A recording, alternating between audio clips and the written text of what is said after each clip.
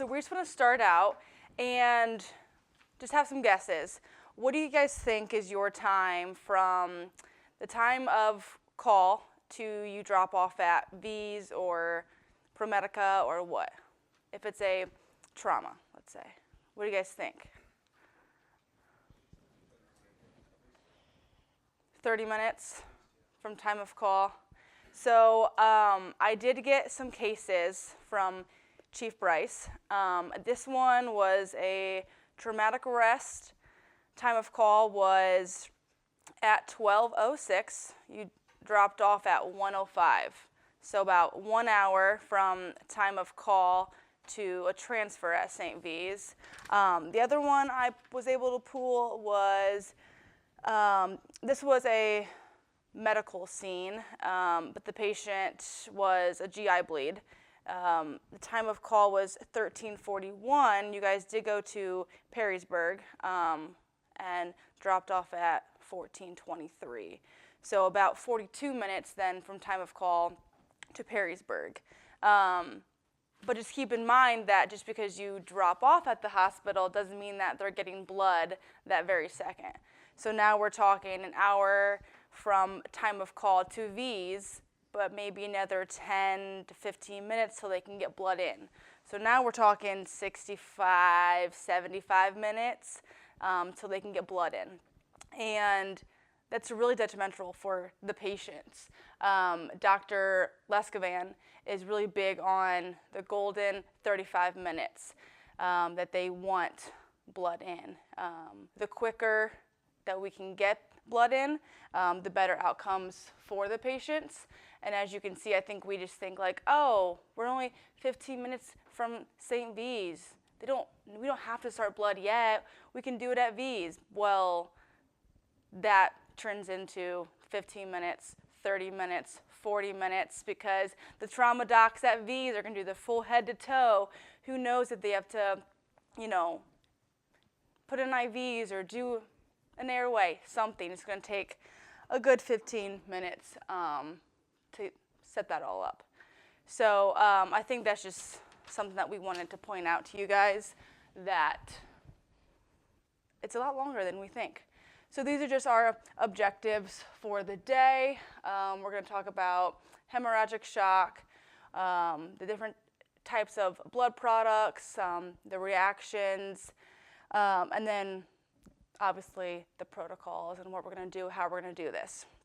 I will say we're not going to try to bore you so much with PowerPoints because I know that can be very long. We're going to talk for a little bit. Matt's going to talk for a little bit. We have some videos. We'll do some scenarios. We'll come back to the PowerPoint, so hopefully it's not just sitting so much today. So the biggest thing for today is stop the bleed, and then now we're able to fill that tank. So that's the new part today. Bleeding is the leading cause of preventable death in trauma patients. And almost half of trauma patients can end up dying in the field due to hemorrhagic shock. This is, if it loads, a map of all the agencies in the country that are now carrying blood.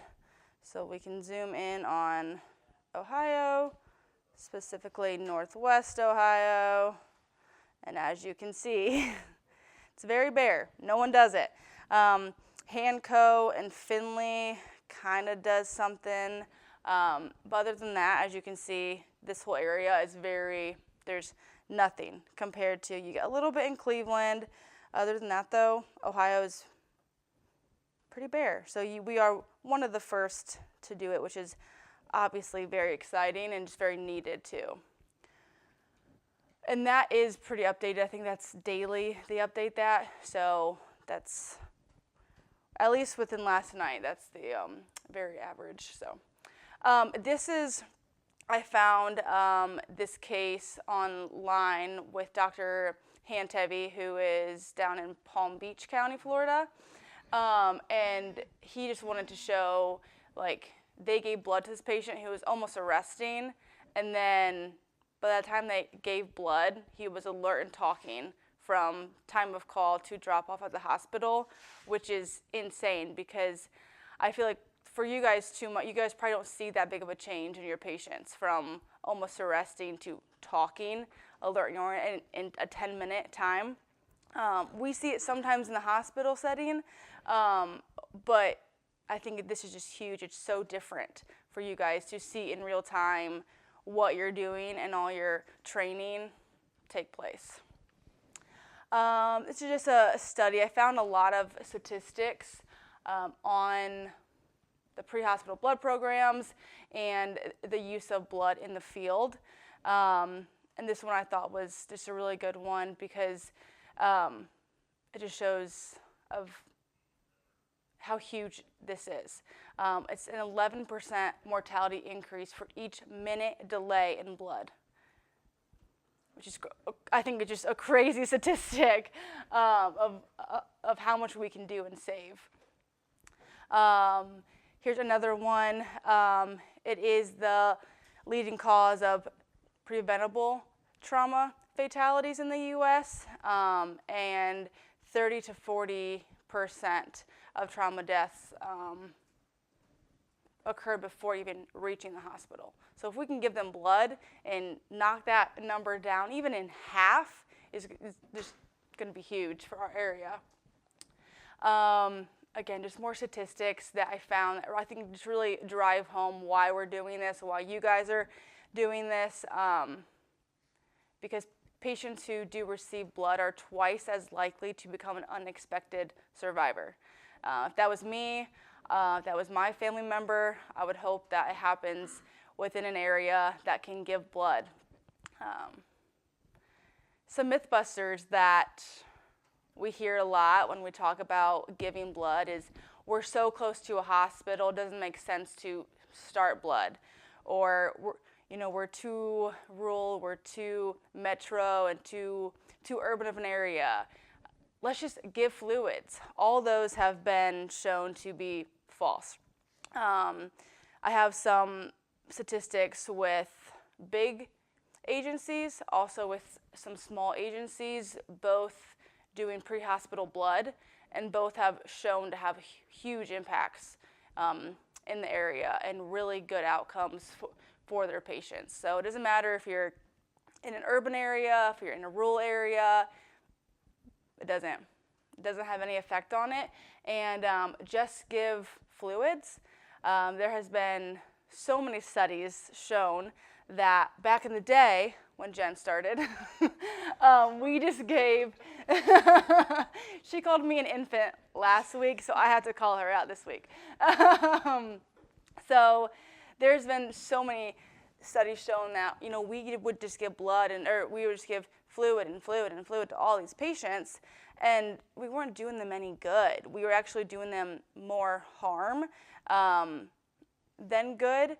You would drop them off with a good BP because you gave them 4 liters of saline. Woohoo, yay!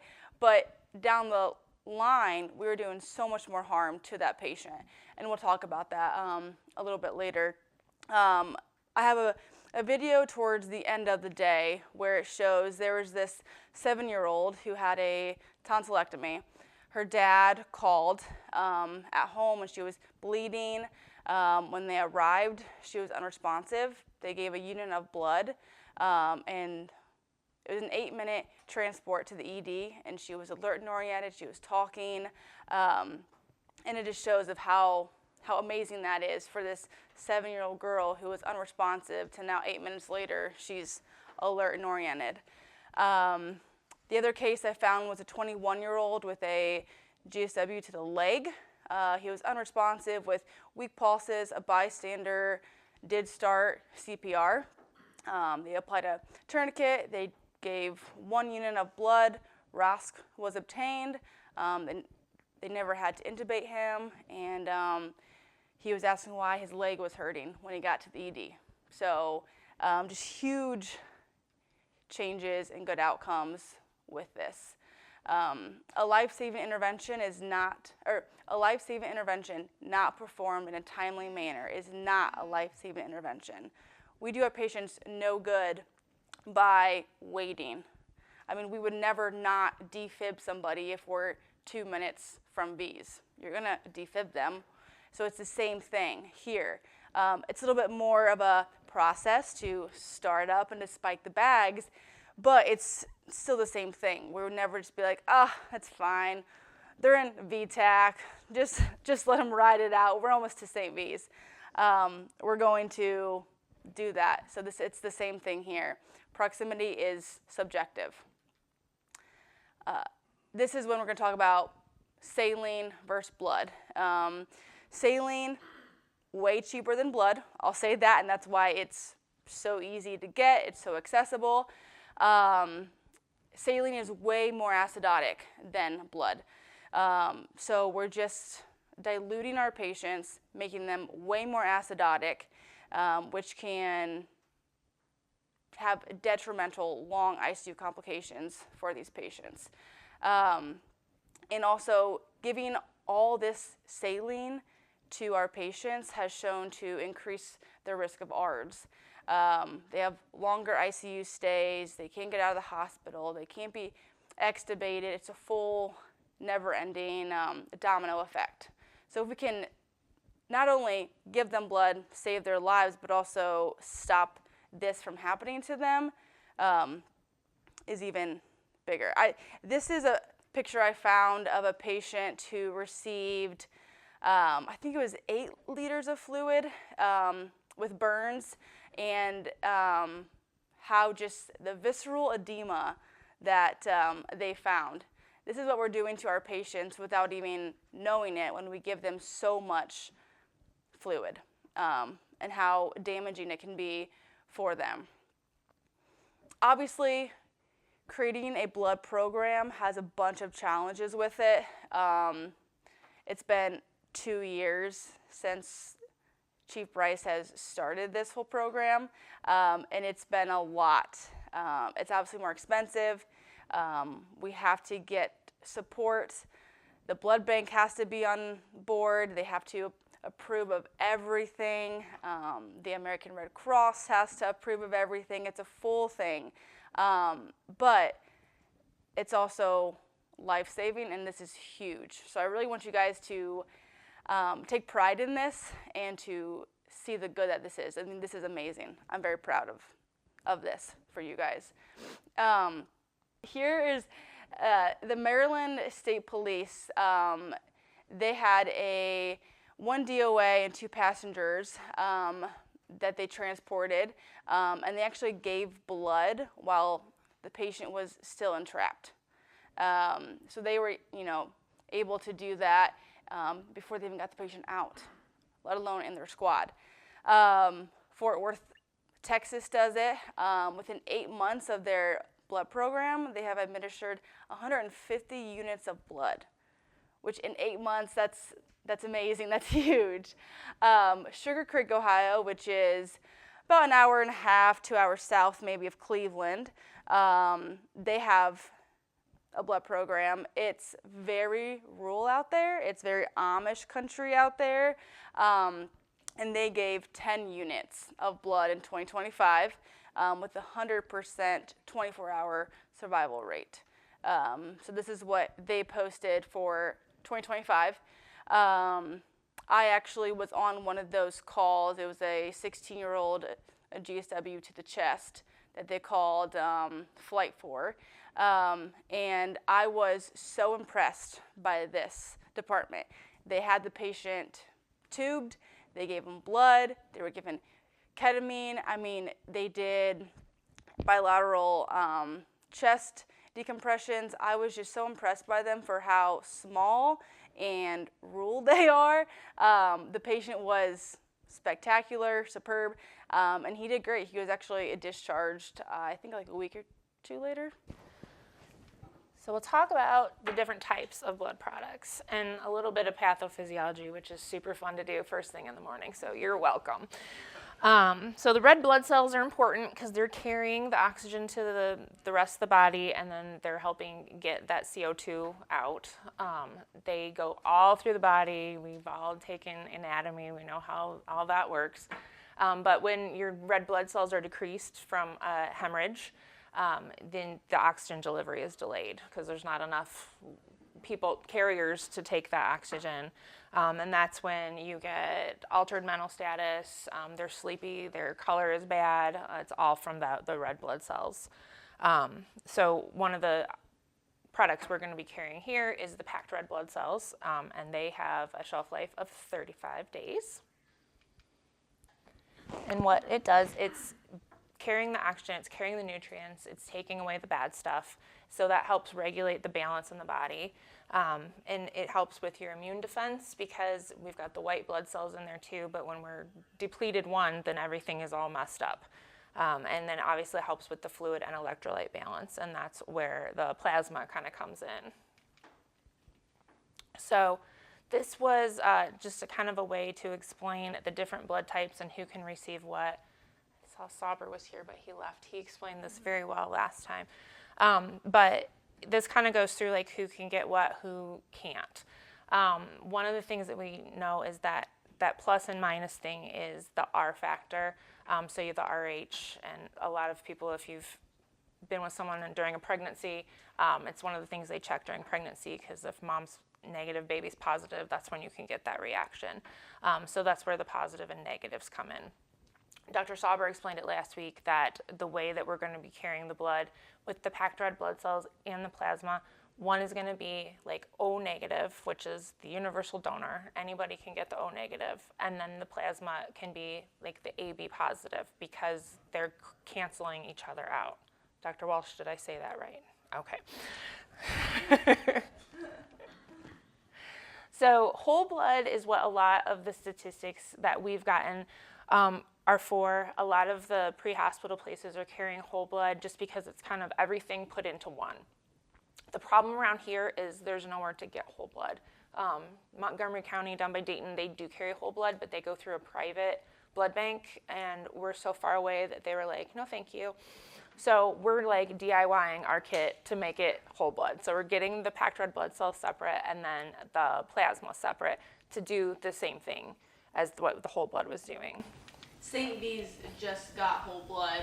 Well, I don't know, maybe September of last it year. was not too long ago. And they can only give whole blood for Trauma patients. So even they are kind of restricted on it. And there's a shelf life of like 14 days. 21 days, Yeah. but usually they're getting it with 10 to 14 Yeah. days left. So by the time it would get here, you would have to return it. So. Yeah. So this just kind of gives you an idea of, again, the different components of your blood. The plasma, it's got the proteins that are going to help keep things from the clots from breaking up. So the red blood cells is going to fill that tank, and then the plasma is going to help kind of be a Band-Aid to kind of keep everything in. So it's going to help maintain your blood pressure. It helps with the blood clotting. We'll talk a little bit about TXA and how that kind of plays a role in this too. And again, it's helping the red blood cells to work because it's filling the tank back up and helping get the oxygen, red blood cells to the cells and the yucky stuff away. And then again, it kind of works as a Band-Aid to hold everything in that we're putting back in. So again, about whole blood, the shelf life, terrible, short, and but it's got all the things in it. So really what we're doing is we're making our own package to do what the whole blood does. So this was a study with whole blood. Compared to the blood component therapy, which is what we're going to do, but we're still getting more numbers out because there's more people doing blood, so there's more people doing the component therapy like we're going to be doing here. So this is Dr. Hintevi talking about blood.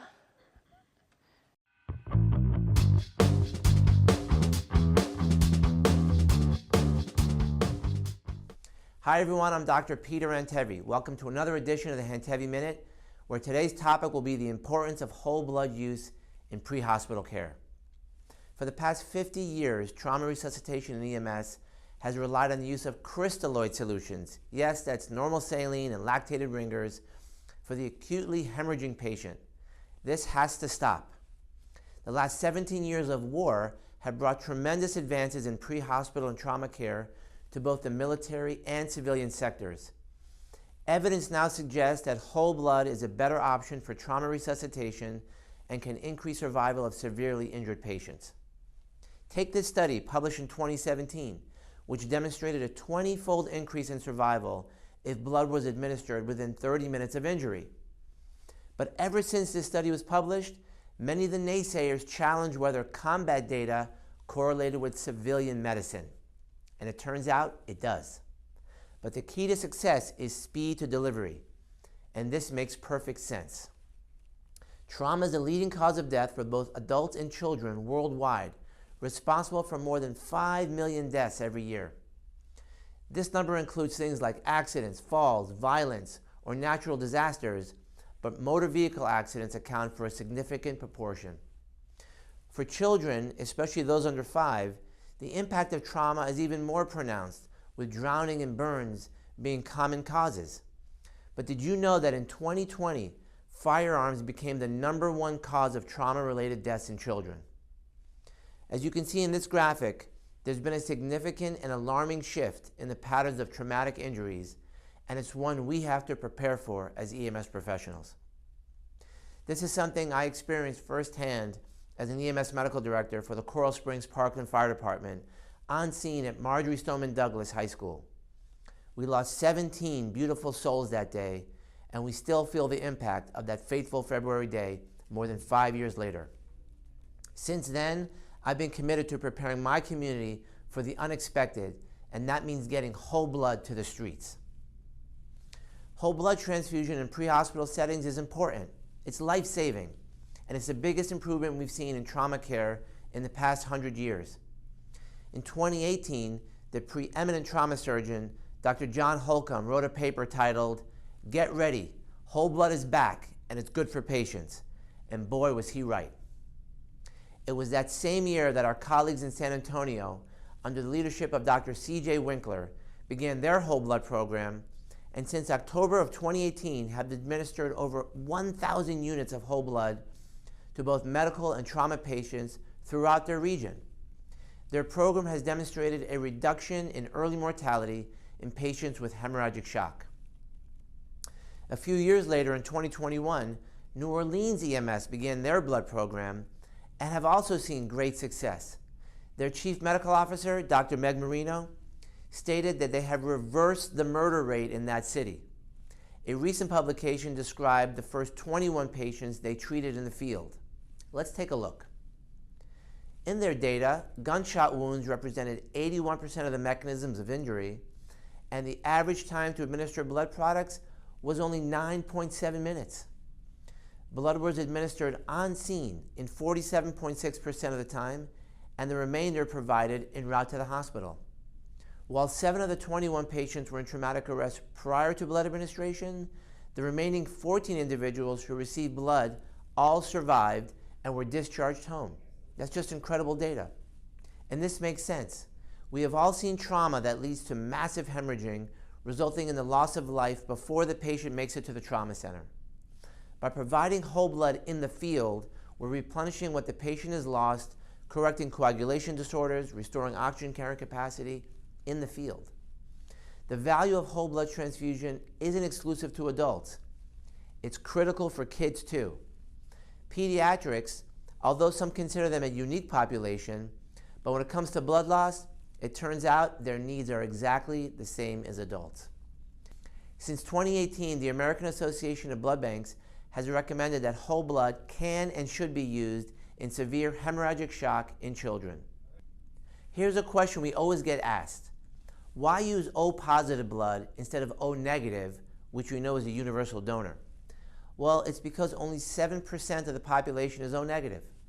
Compare that to the 40% of the population who have O-positive blood, where it's been shown that using units with low levels of antibodies, which we call low titer, is safe to do. This significantly increases our ability to use whole blood for patients in a pre-hospital setting. Here in South Florida, thanks to the leadership of Dr. Jim Roach and Chief Heath Clark, Broward County now has whole blood in the pre-hospital setting, as well as all 3 trauma centers. Over 100 units have been administered by the Broward Sheriff's Office EMS Division, with a 90% survival among those who received the blood prior to their cardiac arrest. In Palm Beach County Fire Rescue, thanks to the leadership of Chief Kennedy and Chief Coyle, we are seeing the same results. Our program began approximately 1 year ago, and we've given approximately 50 units of whole blood and also have seen a 90% survival amongst patients who received the blood prior to going into arrest. What we are experiencing in this country is not just an evolution in practice, but a revolution, paving the way towards increasing the survival rate of both traumatic and medically hemorrhaging patients. We have the potential to reverse the grim statistics associated with trauma-related deaths. It's time to challenge the traditional practices and embrace this life-saving intervention that is whole blood in the field. As EMS professionals, let's continue to lead this change and prepare our communities for the unexpected. This is the future of pre-hospital trauma care. It's here, it's now, and it's making a difference. This has been Dr. Peter Antevi. Thanks for joining me today, and stay tuned for 2 more episodes in this series on whole blood.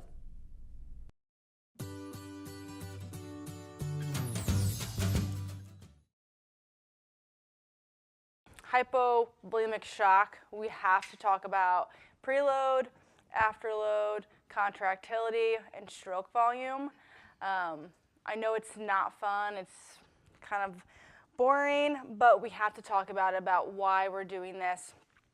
When I was taught this, I was always taught that the preload is like your faucet. It's how much blood is coming into the heart. Whereas your afterload is like your drain in the bathtub, and sometimes there's hair in there, so it can be more resistant. It can get clogged, and that's how I kind of think about this. So when we're talking about hypovolemic shock, our preload is next to nothing. That is, we don't have any blood going in, which then our body will try to, compensate that by increasing the heart rate, because our body says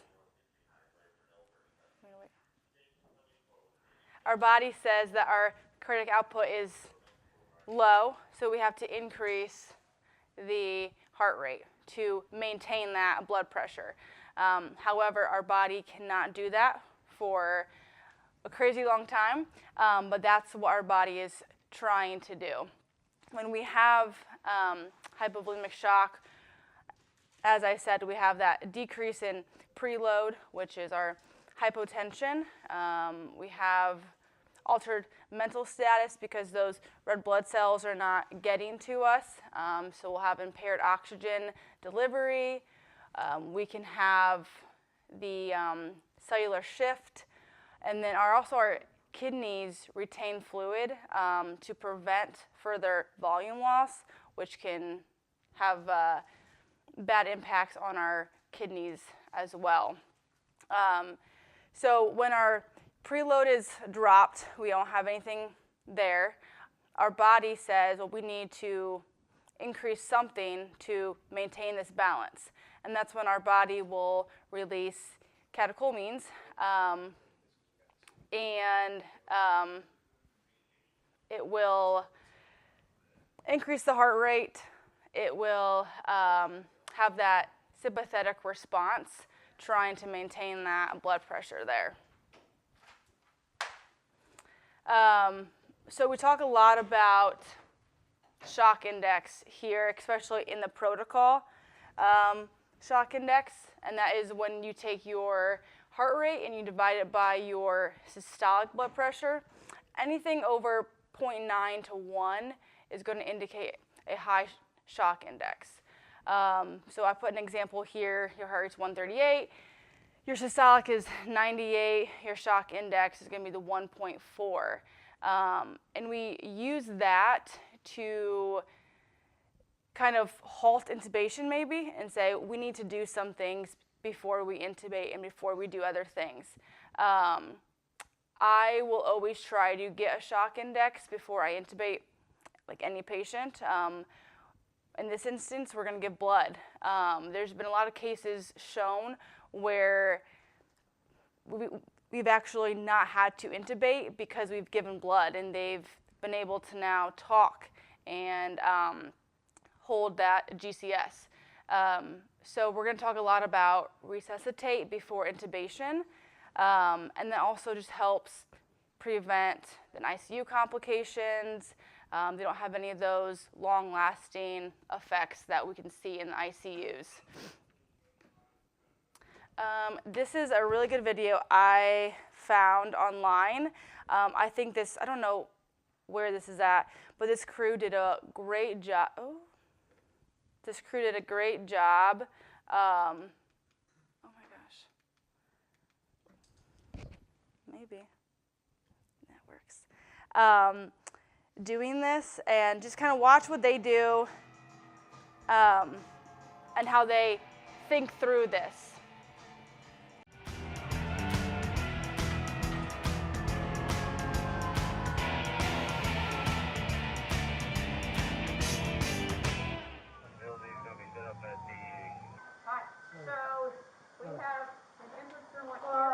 Going through, he has lung sounds. Blood pressure is 85/62. Okay. So do you see how what I'm thinking I'm dying. with the way that the gunshot wound is? Please, Enter here. please, please. He's got crepitus under his left axilla. Sounds good. Feel this crepitus here? Yeah. Okay, well, we know that one's down. Yeah. All right, hold aside. We're losing it. You get your lines, get your blood. I've got a 16.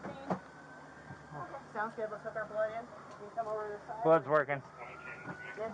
Let's get those pads on, but that's fine. Yep. But his cardiac arrest will be from exsanguination. Sure. Get ready for Pass me the IO. and let's get, and then as soon as we get the IO in, let's get him ready for intubation. Momentarily. We have more lines in. Yep. Let's just get him ready for all of his monitoring. Make him naked. Little pressure, bud. All right.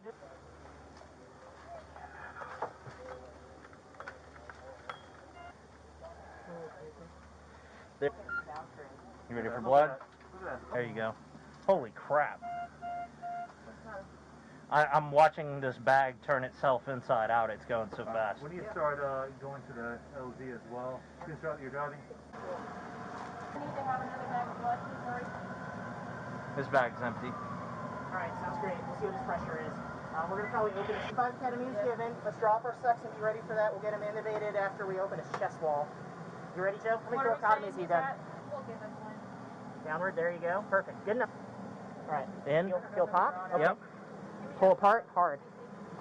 All right. There it is. Significant hemothorax on the left. All right. Put your finger in there and just get it as wide. We don't need it until we're ready. Let's put the cannula on to get him doubly oxygenated. I got to 94 down here on ours. Okay, sounds good. Well, he's 96 on ours. I don't think he's got an oxygenation problem. I just know that when we intubated, he'll rest. 99/60. Perfect. So we got blood going into both. That one going over there. Keep it on. Okay.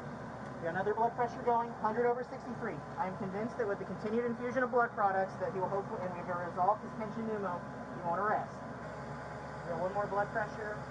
I got 119/71, sir. Okay, let's go. Let's push this acetylcholine, Nick. Sucks. TXA, do you? No, sir. All right. I got 104/58, that's with 100%, heart rate Deep. 82. All right, epiglottis. Let's go a little Deeper. deeper. There you go. All right. Sure. Coming out. We have an end-tidal waveform over there? Yes, sir. Entitled 43, good waveform. Excellent. I'm going to take this cannula off. You hold. An Air Medical Services helicopter crew assumed patient care from the ground EMS crew and continued the warmed, whole blood transfusion during the flight to a regional Level 1 trauma center.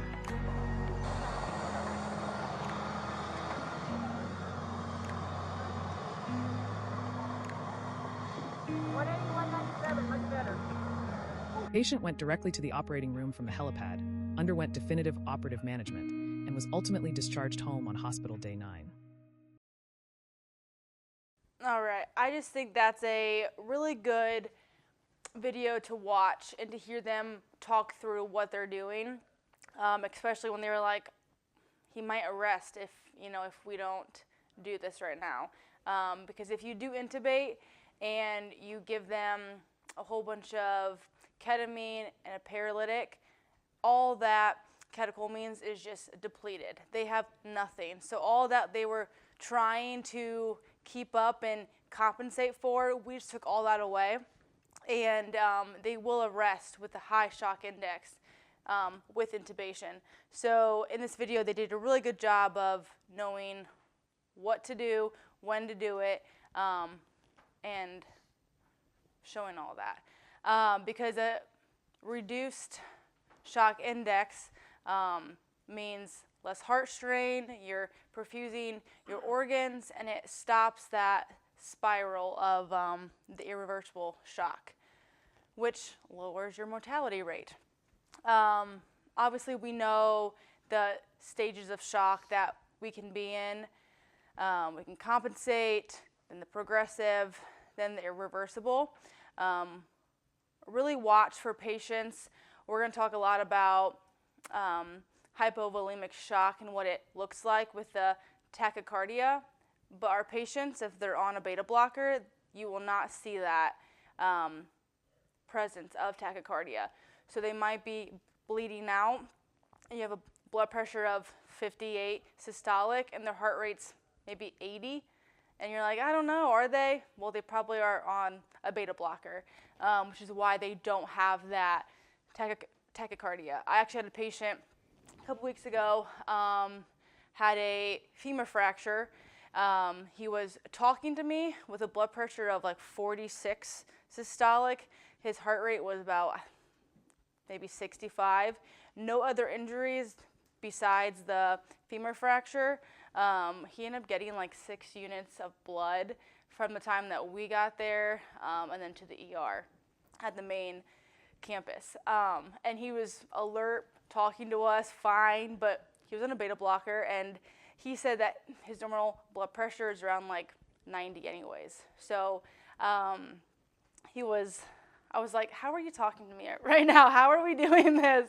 Because he didn't look super shocky other than the blood pressure. But he got a lot of blood. So what we're trying to do is we're trying to stop that spiral, and so that they don't get to the irreversible shock, where they have the organ death and then obviously the patient death. As I talked before, our sympathetic nervous system is going to be activated to release those catecholamines to vasoconstrict and to try to keep that cardiac output up, but it can only last so long. We no longer use the trauma triad of death. We're now using a diamond. We have the hypocalcemia, the acidosis, the coags, and the hypothermia. Right now, we are not giving calcium like in the field for this. In the hospital, after 3 units of blood, we're going to give them some calcium. But for right now, we're not doing that for you guys, just because we don't carry that much blood to be able to give them the calcium. But just know that once they get to the hospital, tell them, hey, we gave them a unit of blood, like in plasma, so then that way they know, okay, well, if we give them 2 units of blood, we should be thinking to give them some calcium as well. We talk a lot about trauma and gunshot wounds and pelvic fractures and all those things, but we're going to also talk a lot about the postpartum hemorrhage, the GI bleeds, the dissections, and all those things, because we think bleeding as in trauma, but it can also bleed, the internal bleeding as well. Postpartum hemorrhage is one of the most catastrophic things that can happen after a baby's delivered. It's really hard to tell when we don't work in OB how much blood is too much blood. But there's a couple of things that we can do to kind of keep an eye on things. So fundal massage, she will hate your guts, but you're going to push very hard and massage the uterus to help it contract down. We can give TXA to these patients. And then the measurable dressing is the part that we can't say, I don't know how much we're not like collecting this blood that's coming out. But when you're bleeding onto a sheet, it just kind of spreads out. So one thing you can do is you have chucks or something that you can put underneath her. So when you get to the hospital, like, this is how much we've had from A to B. And they're losing blood, so they need blood back, okay? Another thing that's going to be causing the need for blood in pregnant women, with the egg implants outside of the uterus, usually on the tube, it can rupture an ectopic pregnancy. A lot of blood, especially a little bit farther along in the pregnancy, they bleed a lot. It's something we can't see. It's the internal bleeding. So that's where we're going to be looking at their vital signs, how they're presenting, their coloring, their level of consciousness. But these people are going to need blood as well. Little less crazy than pregnant ladies, but these are gross too. Upper GI bleeds, we see a lot with chronic alcoholics. They get the varices, they rupture. It's like a volcano of blood coming out of them. We can see like the lower GI bleeds with like the dark tarry stools, but usually the ones that are having the bright red blood are the ones that are going to be candidates for receiving blood products. Again, hard to tell like how much they're losing, but if you've ever seen an esophageal varices or an esophagus rupture, like, it's literally just blood and blood and blood and blood and blood. So we're seeing it come out. We can try and give some back in so that we can get them to the hospital so that they can surgically fix whatever's wrong with them. And that's a beautiful photo that Brooke found of some esophageal varices. Most people don't know that they have them until they start having issues with bleeding. Usually it's from liver disease, cirrhosis, chronic alcoholism, and people with cancer also can develop those. So when we were talking about the ectopic, like, we can't always see the bleeding. Like Brooke was talking about her patient with the femur fracture, like, we're not seeing this hemorrhage like coming out. So we always have to kind of think about, you know, your mechanism of injury, like how your patient's presenting, and kind of what kind of bleeding you could expect. Pelvic fractures bleed so much, and we don't really see it until their pressure's dropping or they're arresting, especially if they have like a full bladder that's kind of tamponading off some bleeding. You move them the wrong way, they just crash. Hemothorax, a lot of times we don't know if they have a hemothorax or a pneumothorax in the field. We just know they dropped a lung, but you can fill a whole lung up with quite a bit of blood. They can lose quite a bit of blood just in one lung. So Brooke kind of talked about the signs and symptoms. So the tachycardia, which they're on a beta blocker, you're not going to see. Hypotension. In kids, it's a little bit harder to tell because kids are going to compensate till they tank. In most adults, we're going to kind of see that trend down. A delay in their cap refill, if they don't feel right. That guy in the video, I'm dying. We have all done this long enough that if someone tells you they're dying, they're dying. Yucky color, they get diaphoretic, cool, clammy skin. Sometimes, like with a seatbelt sign kind of thing, we can see bruising. That's telling us that maybe there's some bleeding going on internally. And then there's all these fun, crazy bruise names that I never remember the name of when I'm like looking at a patient. But I know that if I see a weird bruise in a weird spot, it might mean that they're bleeding on the inside. That's the technical term for it.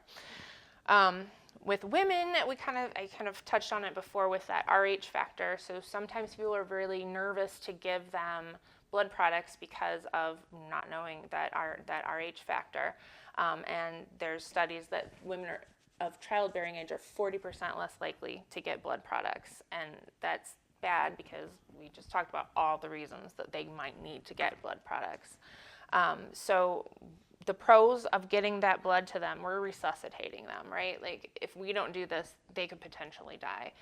if there is an issue with that, a blood transfusion reaction from that RH factor, we can fix that later, but they need that blood, so we need to remember that the blood is more important at that point.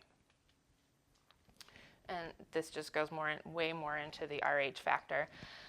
One of the things, if they find out that they're RH negative during pregnancy, they get a shot of Rogam, and then that keeps them from having a reaction if the baby's positive. But again, we don't care about any of this if they're literally decompensating in front of you enough to require blood. We just give the blood. This is new for you guys and for this area, but it's not really new in terms of, I mean, in World War II they did this. It's not super new, but it's just new to you guys. Blood products have been given for so many years. I would probably say all flight programs carry blood on their helicopters. I don't know of one that doesn't now. Some are doing whole blood compared to packed red blood cells. I carry packed red blood cells. Back in the day, they did walking blood banks to where they would just take blood from someone and give it to the next person. So we've been doing this. We're not reinventing the wheel. It's just new for you guys. Dr. Anteb, talked in that video about whole blood, but also just about blood, because like we talked about, we're kind of doing our own DIY whole blood with the plasma and the packed red blood cells, and how these studies are huge compared to simply just packed red blood cells. So for you guys, we're kind of giving that balanced 1-to-1 ratio. In the hospital, we do a lot of that. We do 1 packed, 1 plasma, and 1 platelet. So you guys are kind of doing that as well, just without the platelets, which is hard because they have to, it's a whole other thing with the platelets. So we're doing that just in our own little DIY sense with the whole blood.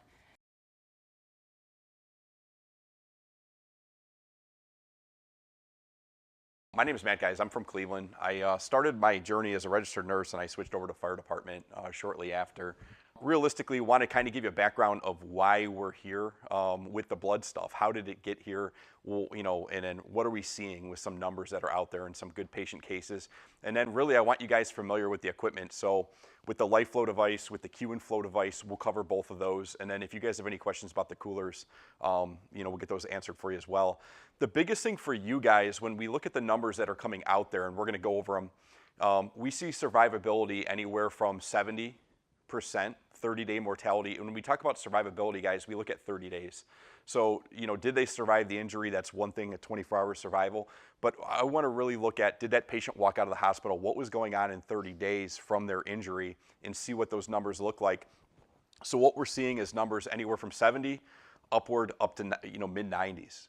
And what are the difference? And some of the difference, guys, is the training that guys get, and also the equipment. And I think the equipment plays into it.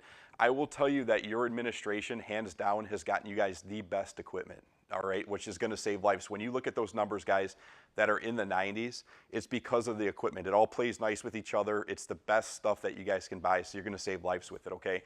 The coolers, they're making it really easy for you with the Delta coolers, guys, because the temperatures are going to be logged. There's some reminders that are put in there, so they're going to alert people that need to be alerted. So that's going to make it really easy to manage that blood in that cooler. You guys are keeping it just like the blood bank would keep it. There's no difference with your cold storage. So you're going to be able to validate that and have no issues with, you know, anything that you guys are doing there. And I don't look at that any different than narcotics. When you guys do your narcotic logs in the morning, it's going to be the same difference, all right? Some good stuff there. The warmers that you guys have, hands down, are the best warmers. Out of the blood programs in the country, guys, about 98% of all these programs are using this warmer. There is nothing better than this warmer. And again, it's not my company, but this will do 180 mLs a minute with blood, all right, which is quick. Some of the old ones that were out there were maybe 100, so this is almost double that, which is going to be really good. And then the LifeFlow device, guys, you're going to have that blood in about 2 minutes. It's going to be really, really quick for you guys. Actually, quicker for you guys. It's probably going to be less than that, okay, because you're using component therapy, and we'll talk about that. But some really good stuff there with the equipment that they set you guys up. So they set you guys up for success, right? Which is huge, all right? So with the blood programs, guys, we hear a lot of times we're too close to a trauma center. You guys could probably be at St. V's, do they call it MC? I went to nursing school, MCO. Do they call it that anymore? UTMC. And then Toledo Hospital. You can be those fairly quick, right? 20 minutes probably at most. But the biggest thing for you guys is the numbers that are behind it. And Brooke kind of mentioned it earlier. You take a patient to the hospital, they start, they arrive the patient, they eyeball them, they start giving blood. It can take up to 40 minutes. I think national average is around 43 minutes right now, which is just a long time. So we kind of want to debunk that.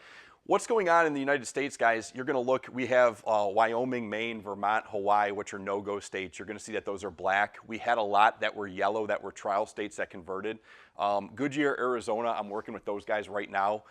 That's going to be a state we're going to flip here real quick. But you're going to see that, most of the United States now is starting to turn red, which is a good thing.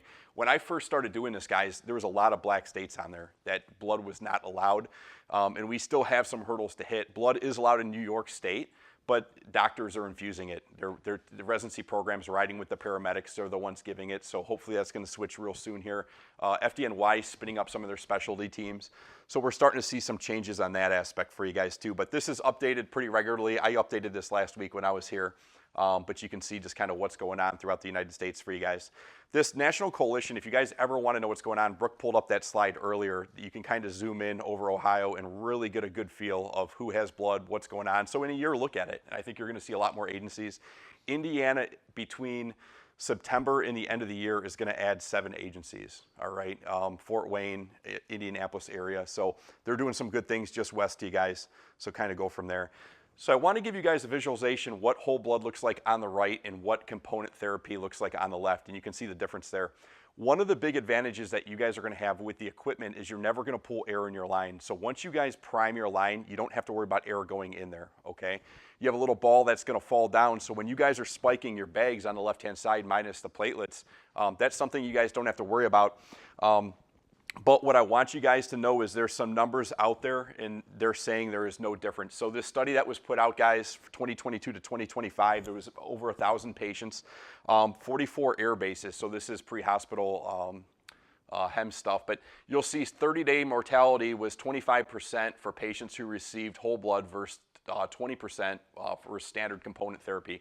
So that statistically, it doesn't matter, guys, really. That's no difference. Actually, you can make an argument that component therapy is better than whole blood with what they say there, right? So although you guys have component therapy, just know there is not a difference, okay? You guys still have the effect that you're going to have. Just know you're going to spike the difference. So we hear a lot of times our transport times are too short. I get that. We hear a lot of times that there's not enough controlled studies, all right? And we'll debunk that here in a minute, I hope. We'll also say that they're expensive, and they are. If you guys got to purchase your blood, Ocean City yesterday, they were paying $680 for a unit of whole blood. Okay, that's expensive. Then you take the LifeFlow device, then you take your disposable device. So on average, blood programs are $1,000 to $1,200 a patient, right? Which is really expensive. So we'll talk about some of the stuff with that and kind of hopefully we'll go from there. And then we don't want to waste a precious resource. And we get a lot of people that will say that. I will tell you guys right now that these blood banks, although they're like nonprofit, a lot of times you'll see that they that there's some games being played. Okay, so component therapy, they can sell them all for a little bit more money than whole blood. They don't want less blood being used because what we're seeing right now is if you guys take blood to the point of injury and you guys start it in the field, that patient overall is going to receive about 50 to 60% less blood overall. Okay, so that's a great thing. So you guys are actually saving blood by starting it earlier at point of injury in the field. So you'll get some really good stuff there. So in 2015, guys, the refill study, it was actually some of the agencies, Pittsburgh, Cleveland, some of the HEMS agencies. They were looking at some stuff with the Pamper study. What that was plasma. Pre-hospital with TXA, all right? And they got some good data with that. But really what started this was the refill study. And what they did was they gave one patient population saline and the other patients got blood. And they wanted to see 30-day mortality on those patients. What was the difference? And there was no difference in outcome. So we said to ourselves, well, wait a second. One patient got blood, the other one got saline. Why was there no difference, okay? And it came down to time. So when Brooke talked about that time earlier, guys, on average, these patients were getting blood in about 55 minutes. all right, which was too long. So they took that study, guys, to Brooke Army Medical Center in San Antonio, Texas, and they did the same thing. When these patients hit the ER, they started blood as fast as they could, and there was no difference in outcome. So that's when Brooke Army Medical Center said, we have to give it to the paramedics and have them take it in the field to point of injury and start blood then. And that's when we saw statistically that mortality was just, it was awesome, right? Patients were living, 30-day mortality was like basically cut in half. So it's super important that you guys take this blood in the field, start it at point of injury. You're gonna use less blood, you're gonna have better patient outcomes, because that golden hour, guys, is not a golden hour. In my opinion, it's 25 minutes, okay? Just based on all the different data when you put it together and go from there, all right? But some good stuff with that, all right? So let's just talk about a few cases. I'm not gonna bore you guys. I got some pictures, some videos in here for you. This was a 20-year-old male, and why I pulled this one, guys, this is a rural agency, Wilkes County, North Carolina, 750 square miles. They have one trauma center. Their average transport is 35 to 40 minutes, okay? So that's a while for them to get anybody anywhere. So this was a guy, he was healthy 20-year-old. He put a firearm in his holster and it discharged. He shot himself. Decided he was gonna drive himself to the hospital, which was a poor choice. He lost consciousness and he wrecked. He happened to wreck in front of an EMS supervisor's front yard. So he was found unresponsive, pulseless, tourniquet was put on, CPR was started, crew got there, intubated, epi, blood arrived, and you can see that he got 2 units of whole blood in 5 minutes, and they got ROSC back. So this was essentially traumatic arrest, guys, with ROSC back. Because it was prolonged and they had a few things, they did get the helicopter running, so they did fly him out. He woke up, he was discharged neurologically intact. All right, what I want to hit home on this, guys, this is the news article that did on this guy. When you guys have these calls, when you do these events with these patients, invite them back to the station. You know, present them with something, you know, get them on board, because this PR, guys, is going to be phenomenal for you guys, for St. Vincent, for the community to come donate blood, right? So talk about the stuff that you guys are doing. It's going to be really, really good for you guys when you do stuff like that, all right? So a rural agency, great outcome. Probably a lot had to do with just that supervisor being home and coming out right away. Case number 2, guys, this is a District of Columbia. This is a 30-year-old. She was shot multiple times. Unresponsive systolic was 60, okay? District of Columbia, they gave 1 unit of whole blood. Their transport times are quick, 68 square miles in the district with 4 trauma centers. 1 of them are pediatric. So you could take a rock in the district and throw it and hit a hospital. Now, one thing they got working against them, guys, is going to be traffic. Traffic is a nightmare, okay? Their average transport from the time of call to the time they get to the hospital is 23 to 27 minutes on average. So it is fairly quick still. But they had a 2.5-minute transport. Patient woke up during that 2.5-minute transport and said, "What's that warm feeling in my arm?" And that patient survived. So unresponsive to talking to you. Again, guys, Narcan for like your trauma patients, it works. Again, guys, they do a great job with PR. They put together a quarterly newsletter that gets put out. Every patient gets a number. They're working with the hospitals. The hospitals give data about what they saw with the patient, what happened. That patient gets a number. I'll show you at the end. We'll go through some of that. But that's something that you guys can work on, set up with St. V's, kind of talk about this stuff, publish it. You're going to get people pretty excited about blood. And again, involve the newspapers and so forth. What we're doing with whole blood is bringing this very time-sensitive therapy to the patient's side with the expectation that we're going to save lives by initiating blood transfusion.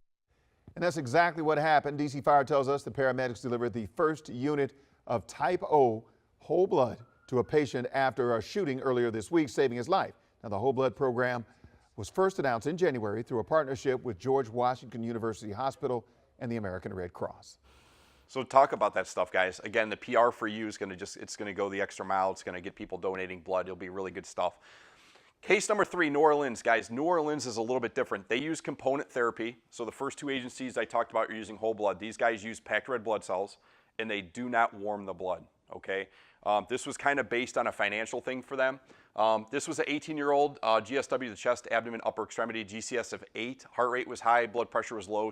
You see that shock index score of 1.4. Again, guys, anything greater than 1, we start to worry about that, right? So what they normally do in New Orleans is they're going to prep for intubation, all right? So that's kind of what they had set up to do. But what they recognized, guys, is they gave 1 unit of blood, the patient became more awake. Now we have multiple holes in the chest on this patient, okay? So if we take over breathing for this patient, a lot of times you'll sign the death certificate for these patients, okay? So you gotta resuscitate first, all right? And that's exactly what they did. They gave 1 unit of blood, patient was more awake. Second unit, GCS was 15, okay? So now we have a patient that's maintaining fine. Shock index score was 0.8, so we came down like 0.6, guys, which is great. Now we're under 1 just with that, okay, and they deferred intubation.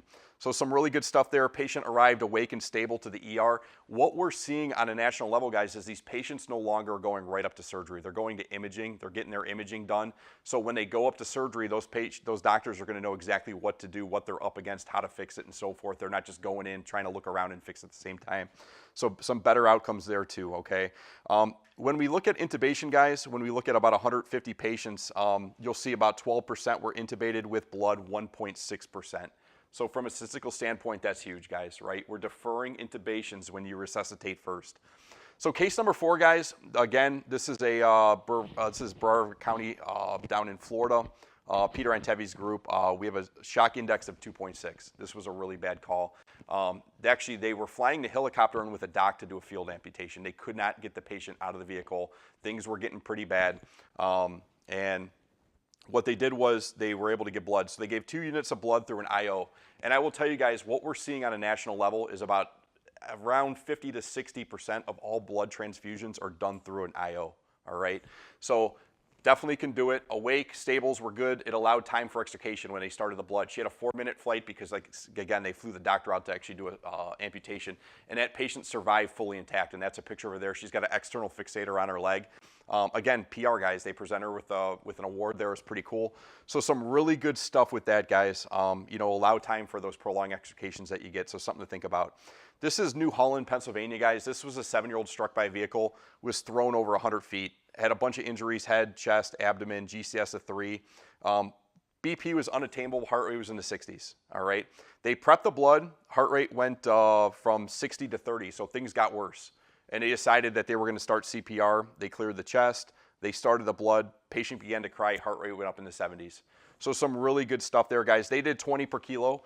About 6 to 8% of all blood transfusions in the United States, guys, getting done with data sharing that people are giving us their data is for pediatrics. So definitely don't forget about that population, guys. The nice thing about LifeFlow is every time you squeeze that handle, it's 10.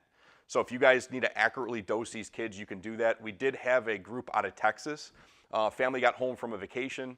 Mom and dad were getting out of the Uber. They were taking suitcases up the driveway. Little kid walked in front of the Uber. Uber took off, smashed the kid. They started giving blood, but they had pressure bags. They put on a pressure bag. They got busy with the kid. They forgot about it. They gave way too much blood. Some bad things happened down the road from it. Again, that's not going to happen to you guys because you have a lot of safeties built into the equipment that you guys have, okay? So some really good stuff. So don't forget about those kids, guys. Patient could state her name. She remained stable through transport. She did have some internal injuries, had a bad neck injury, but she was discharged neurologically intact after 16 days. So some really good stuff there, all right? The next one I'm going to show you guys, it's a guy from Cobb County, which is right outside of Atlanta. It's Dave Kleiman. He's a cool dude. They don't transport. So they're an ALS engine company, and they'll respond to these calls and stabilize these patients, and they hand them off to Metro Atlanta. And then Metro Atlanta does their transport. Both agencies have blood, but these guys give a lot of blood because they get there first. So I'm going to leave you listen to the story. It's crazy, but just think about the oxygenation when you give that blood back to these patients and their mentation. And again, Narcan for trauma. I want you guys to think about that. There was a single car MVC wreck on VMH. Patient was unseatbelted and was ejected from the vehicle. So thrown from the vehicle, was actually thrown through a chain link fence. She had a right arm amputation. It was just barely hanging on by muscle. She was unresponsive and she had no radial pulse.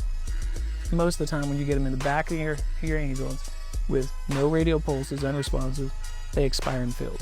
I figured she was going to be a good patient to potentially use the blood on. So I gave her 2 grams of TXA and started pushing the blood. She wakes up and she said, "Hey man, where's my teeth?" And I was like, "What?" She was talking like you and me. She had a great blood pressure. Her radial pulses were back. And then she was telling us her name, her birth date. She was like, I knew the wreck was coming. I pulled my dentures out. I was trying to get the seatbelt on. We increased the oxygen so well that her brain was completely with it and can remember everything. It's those little moments that make it all worth it coming for 24 hours. Weird, right, guys? But it's going on out there. So lessons learned, guys. Resuscitation is, you don't need to delay care, right? You guys are still going to do everything you're going to do. Stop the bleed is going to be huge for you guys, okay?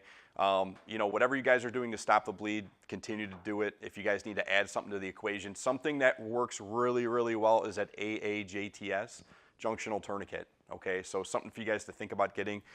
They work really, really well for junctional wounds that are bleeding, okay? So you guys can stop that bleeding. So think about your Stop the Bleed program. You're not going to delay care. And then really reduces shock burden and improves survivability when you guys are doing this pre-hospital, which is huge, all right? But the big thing, guys, early transfusion reduces in-hospital blood by about 60%, all right, which is great. So just think about that for you. Brooke had mentioned that 11%, guys, every 1 minute delay with when you look at some of this data, is about 11% increase in mortality. That is why it's so important that you guys are taking blood to the point of injury and you're getting it in fast. All right, we get agencies that call us every month. They're like, hey, it took about 8 to 12 minutes to get Bradford County, Florida just called me, and it took about 12 minutes for them to get a unit of blood in through a 20 gauge catheter. Probably positional, right? But it took a little bit of time. So they got life flow. They're getting it in quick now, which is big because, like I said, that makes the difference, especially when you need to resuscitate first with the blood, okay? So looking at some numbers, guys, the big thing with this I want you guys to see is mortality if we take traumatic arrest out of the equation, 2.8% with the district, okay, District of Columbia. They started their blood program back in April of 24. They did a year in review in December to take a look at it. But the big thing I want you guys to see is bottom right-hand side, if you look at pre-administration, post-administration, and the change in vital signs, that systolic, guys, is coming up 35. That heart rate's going down 13. End title's coming up 6. And that shock index score on average is decreasing about 0.6, which is phenomenal, right? Some really good stuff there. If we look at their pediatric data, guys, it jives with that. It's the same stuff, right? So again, about 6 to 8% of what they do is pediatric. I will make an argument, guys, when you look at the average age for these pediatric patients, generally it's like adult-sized kids, right? It's teenagers, so 16 for the district. But again, we still get some little ones to think about. But if you look at systolic, heart rate, end tidal, shock index, guys, it's all makes sense, right? Same thing that the adult world's getting. If we take the biggest agency in the United States right now with blood, which is going to be Grady, which is right outside of Atlanta, guys, their numbers are the same. And you're going to note that they're not looking at end tidal CO2, all right? Their systolic, their heart rates are about the same. Shock index score, 0.55. It's right on par with what the district's doing. So some really good numbers there. When you look at blunt trauma, guys, and penetrating trauma with these guys, it's high. Their medical use is 6%, okay? So it's trauma, trauma, trauma. So what I want to show you guys is ESD 48. ESD 48, guys, is Harris County in Texas. They were the very first in the blood with pre-hospital blood. All right, San Antonio claims to be the first. They were just the loudest. So it's definitely HSD 48, okay, Harris County. So with these guys, why I like to show this slide is that they're not giving a lot of blood, guys. Look, about 9 years, and they gave about 400 patients blood. But why I like to show this is look at their medical use, 60% medical. So GI bleeds, things like that. So some really good numbers from these guys. And when you look at their data on the bottom right, again, it's the same. Systolic, heart rate, end tidal, shock index, they're on par with everybody else, even the trauma guys, okay? So some good numbers there. We did talk about Sugar Creek, guys. Sugar Creek is unique. They had called me about a year and a half ago and said, we want to do blood. And I kind of thought that was crazy, all right? I'm like, 600 calls a year, that doesn't make sense. But they get a lot of home births. The Amish aren't going to the hospitals and delivering babies. There's some inbreeding going on. So there are a lot of like bleeding disorders, okay? So just know that they're getting some really good results with that. They're doing about 1 a month. Some really, really good stuff out there. They're doing great things out there in Sugar Creek, Ohio. They were the first in Ohio to have blood around the clock. Okay, so kind of a cool story. They get buggies that get hit by cars all the time, and they got some of the best care out there, which is really, really cool. That is all I got for you on that front, guys. I do want to go over the year in review with you guys and kind of show you what it looks like. So DC, what they do, again, this is published quarterly. I'll get you guys the link for it so you can have it. But the big thing with this, guys, is that what they do is they do a look back and they try to figure out what are we doing well and what could we do better.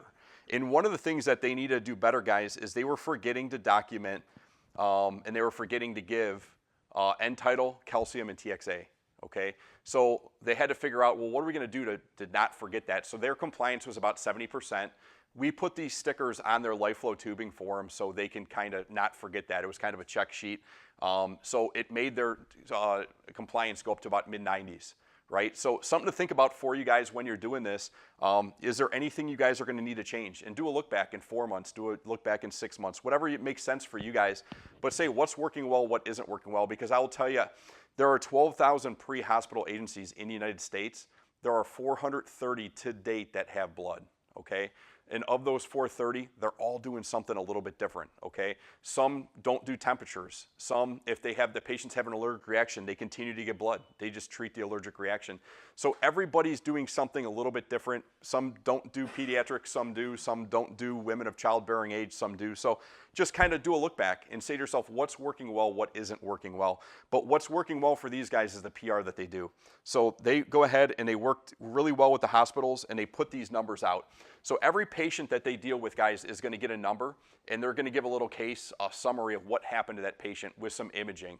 And again, that's working with the hospital systems, right? So it's going to talk about it. If you look at case 206, guys, ROS to discharge. Before blood, the survivability of these patients was like 1 to 2%, right? Now we got blood on board, we're seeing it way more often. In all the big cities, guys, that are sharing data with us, we see these ROS to discharge neurologically intact all the time, all right? So case 206, ROS to discharge. We look at this, guys, patient 214 died, patient 211 died. All these patients lived. 225, we have another ROS to discharge, right? Again, it's not something that's uncommon now, guys. We're seeing this. If you have a healthy heart that doesn't have blood in it, and you guys start giving blood, a lot of times you're going to get these patients back. The criteria that we're seeing that's working well for that, guys, is cardiac arrest less than 5 minutes, witnessed with CPR, okay? But again, your protocol is going to drive that. Anything that I say today, guys, always follow your policy, your protocol within your system. Again, I don't know it well, so I apologize, all right? But some really good numbers there. We look at this slide, guys, all these patients lived, all right? We look at this slide, 238's dead, everybody else lived. 245's dead, everybody else lived.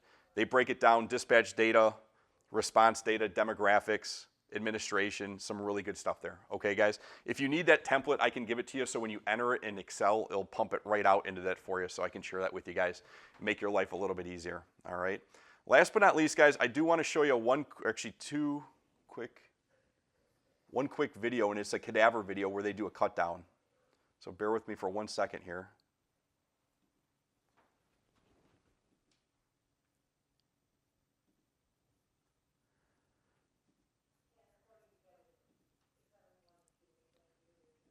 So the LifeFlow device that you guys are going to use, again, you're going to be able to get that blood in very, very fast. A lot of people try to use in pressure bags. It takes a long time. We had 5 big agencies in the last 6 months call me and switch. The biggest was LA County. LA County, how they run their blood programs, guys, it's not on their cars, because if they had it on a chase vehicle, they never get to meet up with the ambulance. So they have to put blood on each ambulance. So at the moment, they have 11 ambulances that have blood on them, full setups. All right, they're adding 12. All right, this year before the end of the year. So we're doing a lot of training with those guys to get them up to speed. Jacksonville Fire, they were another one. They did a year look back. They said our administrations are about, taking anywhere from 8 to 12 minutes. So we need to fix that. How are we going to fix that? LifeFlow is the answer for them. They are using a warmer called MeQ, guys, which it looks cool and it's smaller. It's just the flow rates aren't as good as what you guys are going to have. And I think that's what kind of slowed them down. Clay County, Bradford County was another one. Lexington, Kentucky switched over. And the most recent guys closest to you is going to be Flint, Michigan. On May 1st, Flint, Michigan called me, and they had a blood program up and running. On May 4th, they called me and said, hey, we started our blood program 3 days ago, and we're having a hell of a time getting blood into these patients. So on May 9th, guys, we went up there, we implemented LifeFlow. It was probably the quickest conversion we've ever done, and they're kicking butt up there. They're giving a lot of blood. What's unique about Flint is they have a sheriff department that has paramedics. So they're sheriffs, but they're also paramedics. So it's their paramedic division that are giving the blood. They don't transport. They jump on with MedStar, which is their ambulance service, and they'll continue to ride in with the hospital. But they're giving a lot of blood up there, usually about 4 to 5 patients a week. These paramedics on the sheriff's division are giving it. Really cool group up there. This is just going to show you kind of the difference between what you guys are going to have in a pressure bag. All right, so we'll watch this real quick.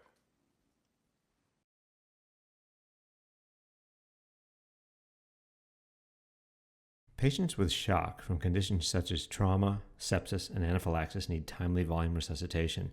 This can be difficult through peripheral venous access with standard techniques such as gravity infusion and pressure bags. This cadaver model will demonstrate how more rapid flow into the central circulation can be achieved with the LifeFlow device. As we infuse fluid with LifeFlow, by ultrasound we can see rapid filling of the femoral vein here. Next, by fluoroscopy, watch for the femoral vein to fill at the tip of the red arrow. Lastly, note brisk flow through the venotomy. Next, we will compare LifeFlow to pressure bag infusion. With a pressure bag inflated to 300, minimal flow can be seen by both ultrasound and direct observation of the femoral vein on the left, whereas brisk flow is noted with the LifeFlow on the right. Once again, watch the barely perceptible flow by pressure bag compared to the brisk flow produced by LifeFlow in this clip.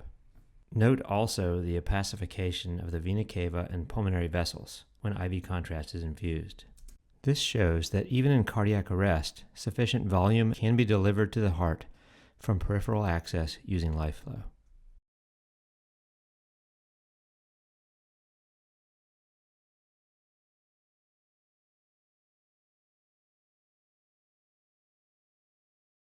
All right, so we'll go over LifeFlow device with you guys, and we'll go over the Q-Inflow device with you guys. With LifeFlow, everything is going to be in this bag. So when you guys go to grab this, your bag is going to have everything in here. I think you guys are ordering tubing as well, so you guys can reuse the handles. They're marketed for single patient use, but a lot of agencies reuse the handles 2 or 3 times. I will tell you that they're very hard to clean. If you guys look at the inside of this, it's tough, right? You're dealing with bloody patients. You touch this, it gets bloody. They are hard to clean. The handle itself has some ridges in it, so it's hard to clean. So 2 or 3 uses, guys, is what we recommend. We had an agency in West Virginia. They used it 14 times. It finally broke, and they called us. They were livid. All right. Again, they're marketed for single patient use, so just try to use them, 2 or 3 times. You guys will be in good shape. No issues there. When you grab your bag, guys, you're going to note there's a couple pieces of paper in it. The first piece of paper is going to be your information for use, okay? It's going to be 6 pages front and back. If somebody had a question that was very specific, they're going to find it in this, all right? I don't know if you guys work with those guys. I do, but you'll have a couple in here, okay, that you can answer. But the one that you might want to look at, guys, is going to be this. It's just going to be the quick setup. So 4 steps on how to set this up. Every agency that I've gone to, I usually hand this to 2 guys and say, hey, read this to your partner and just have them set it up before I ever show you guys how to use it. I've never had anybody not able to do it. The 4th step, guys, is how to spike a bag.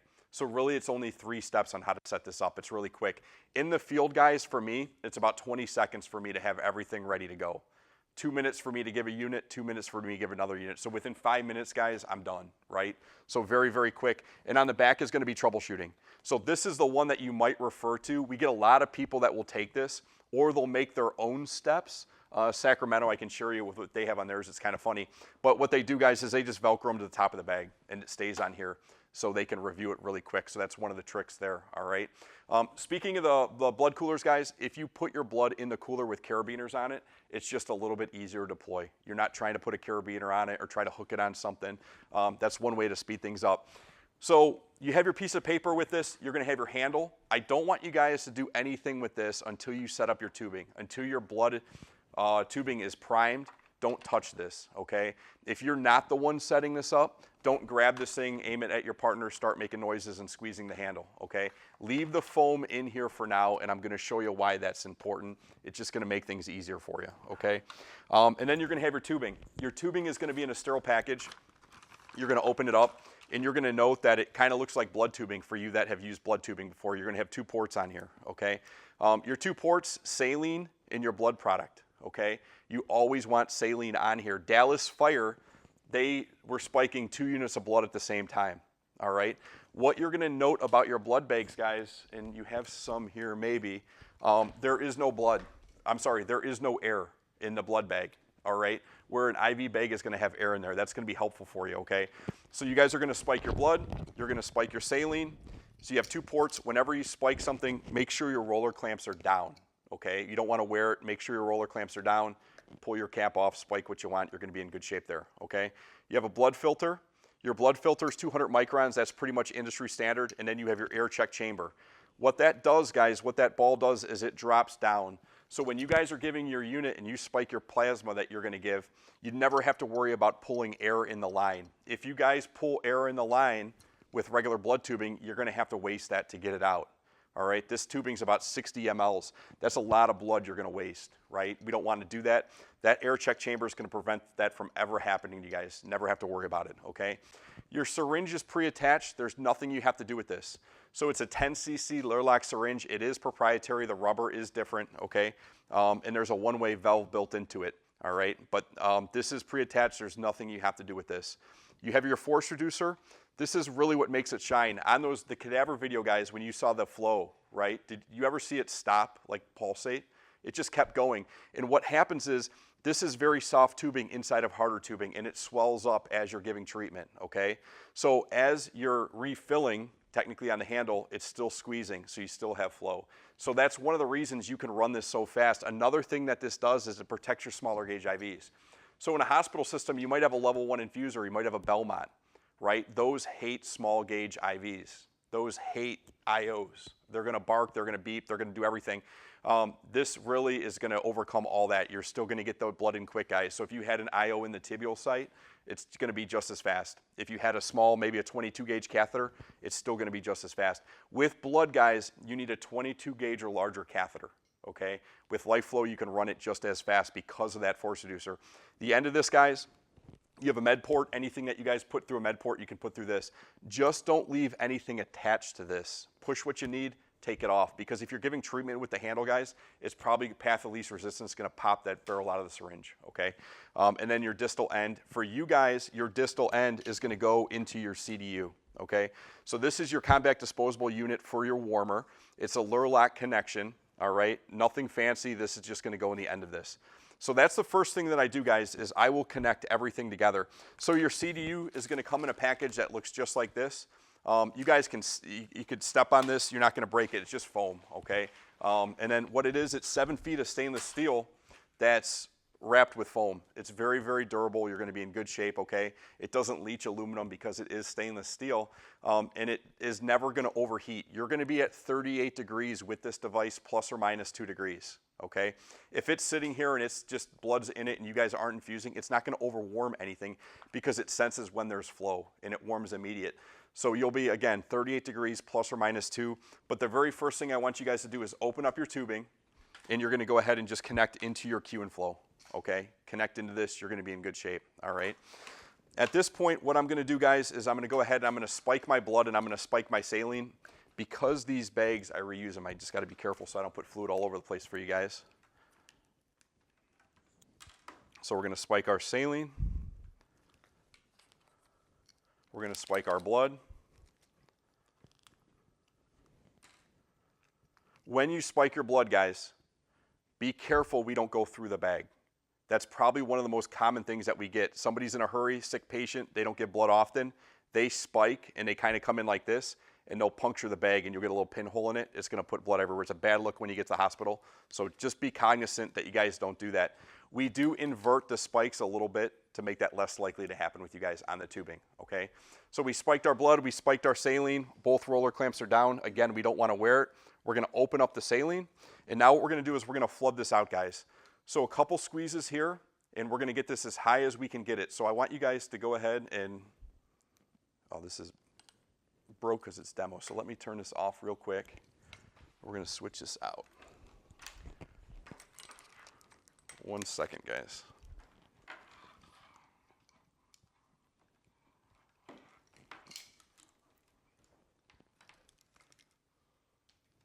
All right, so we are spiked into our tubing. Hopefully this stuff will be good for you. All right, so we're set here. So now what we're going to do, guys, is we're going to open up our saline and we're going to flood this out. Take it as high as you can get it. Take it all the way into the blood filter. All right. A lot of people have a tendency where they just want to fill this, what they would call a drip chamber. And what I want you guys to do is you're going to squeeze it, release all the way, and you're going to note that you can take it all the way into that filter. So just get it as high as it will go, and you're going to be in good shape there. All right. So the next thing you guys are going to do once that's primed, ready to go, and again, we're going to be connected to our Q and flow. Okay. So we're connected here. So now what we can do, guys, is we can go ahead and we can take our handle. we're going to open up the canopy by squeezing these 2 tabs, and this is going to fit one way, all right? So we're going to go ahead and we're going to drop this in numbers up when you guys put this in. So always say to yourself, numbers up, that's going to drop in. And what we want to be sure of, guys, is that white plunger is going in that blue shuttle, all right? So we drop this in, everything's going to line up perfect, all right? Close this. You're going to pull the foam out of your handle, and we're going to go ahead and prime. And when we prime this, because we're working today, guys, I don't want to put fluid all over the place. We're just going to prime into this empty bag. So today, this is going to be our patient, all right? So what we're going to do is go ahead and we're going to prime right through all this, and we're going to get all the air out. So a couple squeezes, and again, it's going to be quick. And once all the air is out, now we can connect to our patient, guys, okay?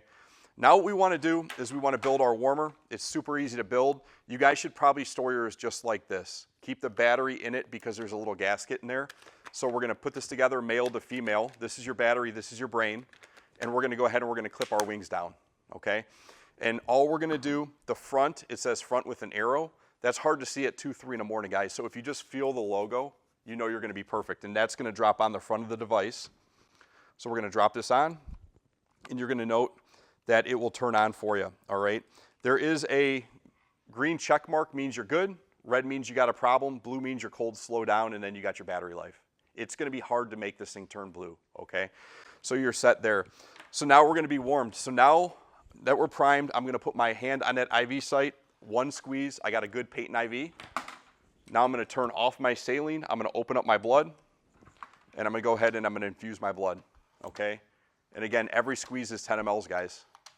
All right, I just gave 50 that quick, all right? So probably 30 to 35 squeezes, you guys are going to be done. It's going to be very quick for you. Once your blood is done, guys, you're going to turn your blood off. You're going to open up your saline because now I want to flush the rest of that blood into the patient. So again, every squeeze is 10 mLs, and we're flushing in, okay? And again, we're coming out at 38 degrees plus or minus 2 degrees. So it's going to be really nice for you. The force reducer that's on here, when we go hands-on in a little bit, guys, we'll kink this, and you guys can see that swell up. You guys in the front row can probably see that. But again, that does a great job protecting your smaller gauge IVs, all right? Another nice thing is going to be that air check chamber. If you guys are giving treatment and you're not paying attention, all right, what's going to happen is that ball's going to fall down. Let me pull some air in this line just to show you guys. So you're giving treatment, you're not paying attention, that ball's going to fall down. Handle's dead. So you're using it, you're like, wait a second, something isn't right. And it did exactly what it's supposed to do. So at that point, guys, spike your new fluid or spike your new component therapy.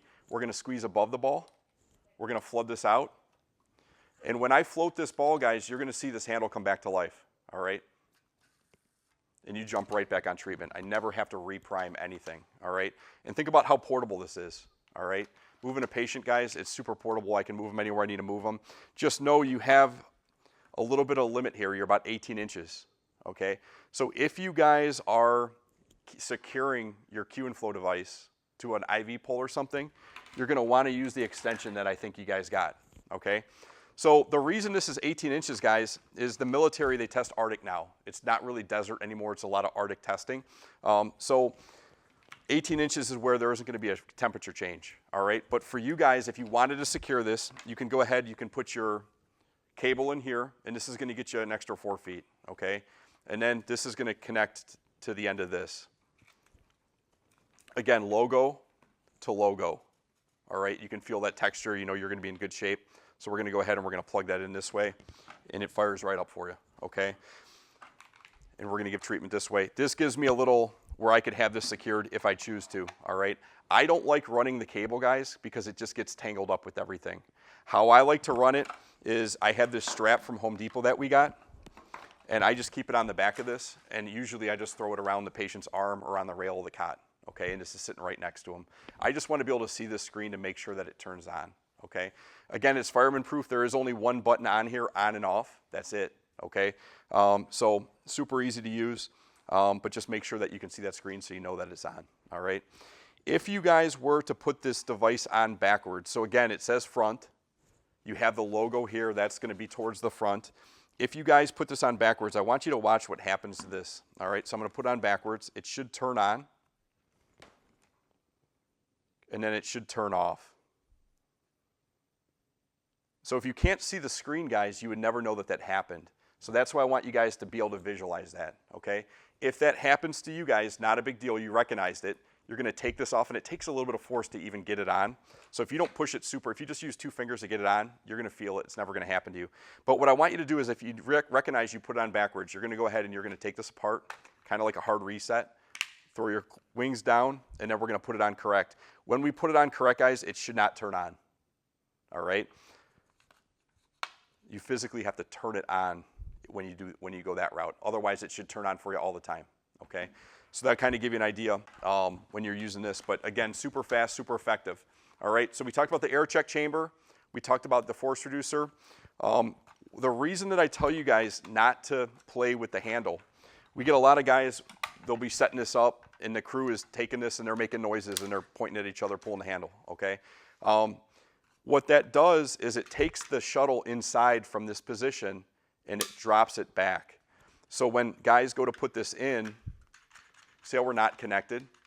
Not a big deal. If that happens to you, we bring it forward and we drop it in, okay?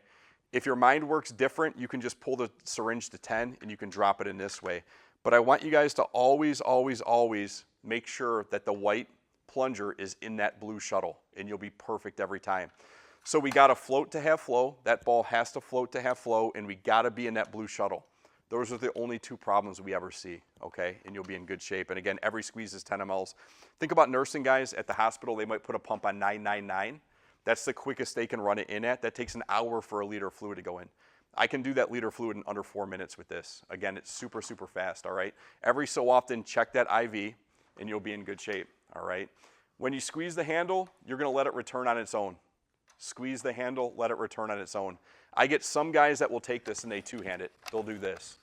Is there a time and place for that? Maybe. If your patient's actively like trying to die on you, they're going out, we can speed it up. You might not be at 38 degrees, but it's better than the 6 degrees coming out of the cooler. You might be at 34 degrees, right? So just think about that. There might be a time and place to override this where you're gonna go really, really fast. There is a fusible link built into this handle. So if you guys overpressurize this, that handle might break off, okay? So how we teach it is just squeeze it, let it return on its own. Squeeze it, let it return on its own. If you do that, you're gonna be perfect every time. The handle itself, guys, has really, really good tactile feel.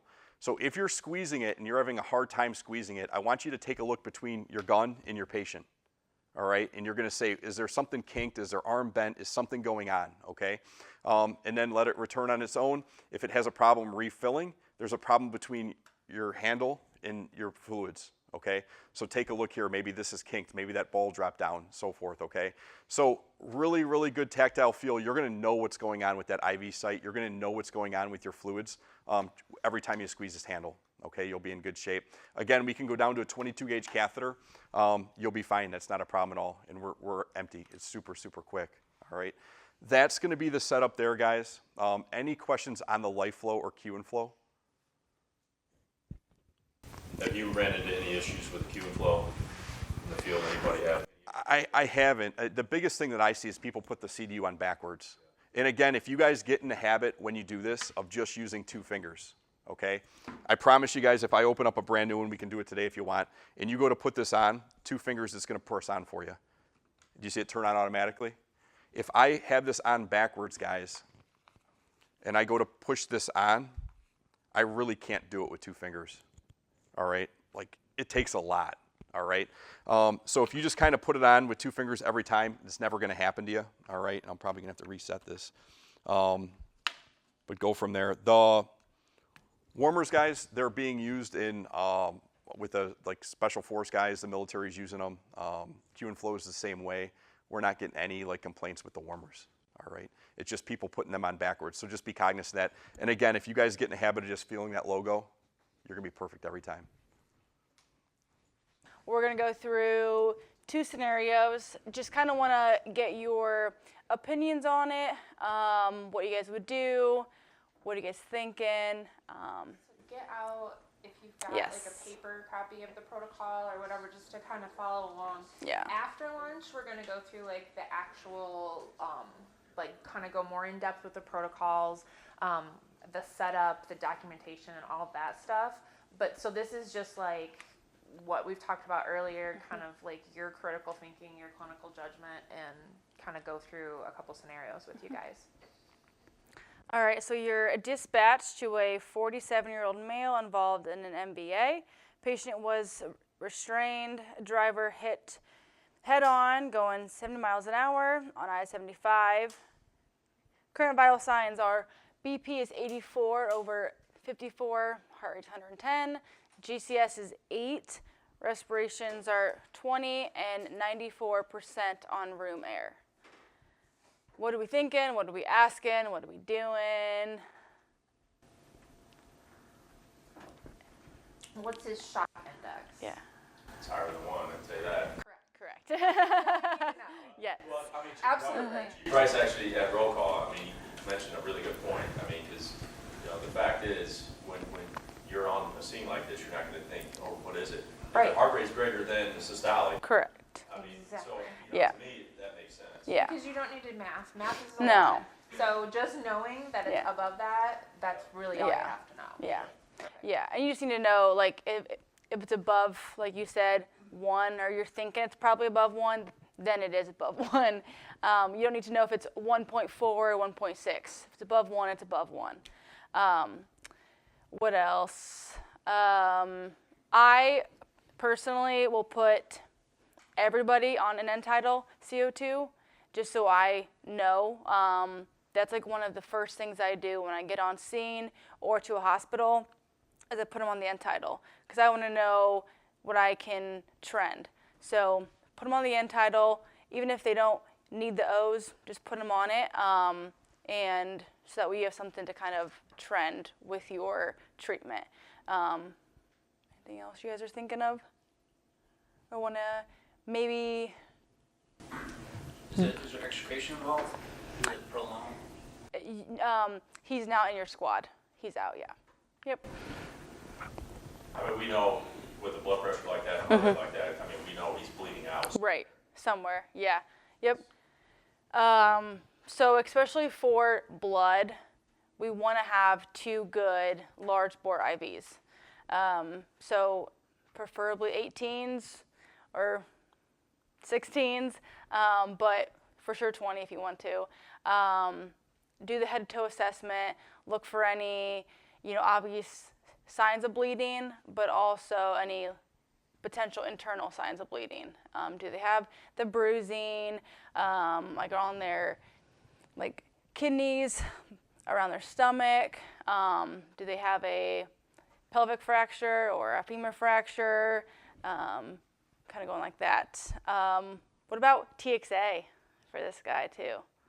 Along, obviously, because we're talking about blood today, we're obviously going to give him blood, but don't forget about your TXA and what you would do prior to having this blood. What's your dosage for TXA? I think we're going to increase that to 2 grams. Correct, yep. Wrong. And so, sorry. Yeah. We had quite a bit of discussion about this last week. And there were phone calls made, and we basically made the decision, or the medical directors made the decision, that we're going to go to 2 grams slow IV push, as opposed to mixing it and doing a drip over 10 minutes. Obviously, we don't want to hold up giving blood for 10 minutes. Right. So the protocol, I think, is going to read 2 grams slow IV push. But as Dr. Zahn said last week, Dr. Miramanes said, so you just go 1, 2, hang the blood. So that talking to the pharmacist at V's, in regards to TXA, there is some literature that shows a small increase, and if my memory serves me correct, which it may not, it was like a 1.8% increase in seizures in the group that got rapid infusion of TXA as opposed to slow, and there's also was a slight increase in hypotension. But she was like, those are very sick patients to begin with, so, and it was such a low number that I don't know you can really say that it was the TXA that caused it. So that's kind of was a change that was made last week after quite a bit of discussion. And we have had a lot of talks about what to hang first, whether it be the plasma or the packed red blood cells. Gone back and forth, tried to look at like other programs. For right now, we are doing the packed red blood cells, flush it, and then the plasma. So that's how we're kind of doing that. So TXA, IV push, packed red blood cells, then plasma. Can we maybe explain that a little bit? Yeah. As to why, just so they don't understand. So I was told, so with the plasma, what that does is kind of like putting how I look at it in my head, is it puts like a Band-Aid on our vessels, essentially, so that we're not leaking out more. But we have to still fill the tank up first, and then we can kind of patch those holes. Because if the plasma fixes the glycolate of that, which is that Band-Aid. So we want to fill the tank and then put the holes there, or fill them. And once that packed red blood cells get in there, they're going to help, remember, like move that oxygen. They're going to help get the oxygen to the tissues and start like immediately, like Matt was saying, it sometimes is like Narcan to patients. So we want it in there as fast as we can get it. To start doing those jobs. And even if we're still bleeding, we're getting something in there to kind of get things going, and then we'll put that plasma in, and that will hold what we've got in so we can get the patient to definitive care. And Matt had some great videos, and honestly, like I was saying, like we had to buy into this too when we started carrying it with our programs.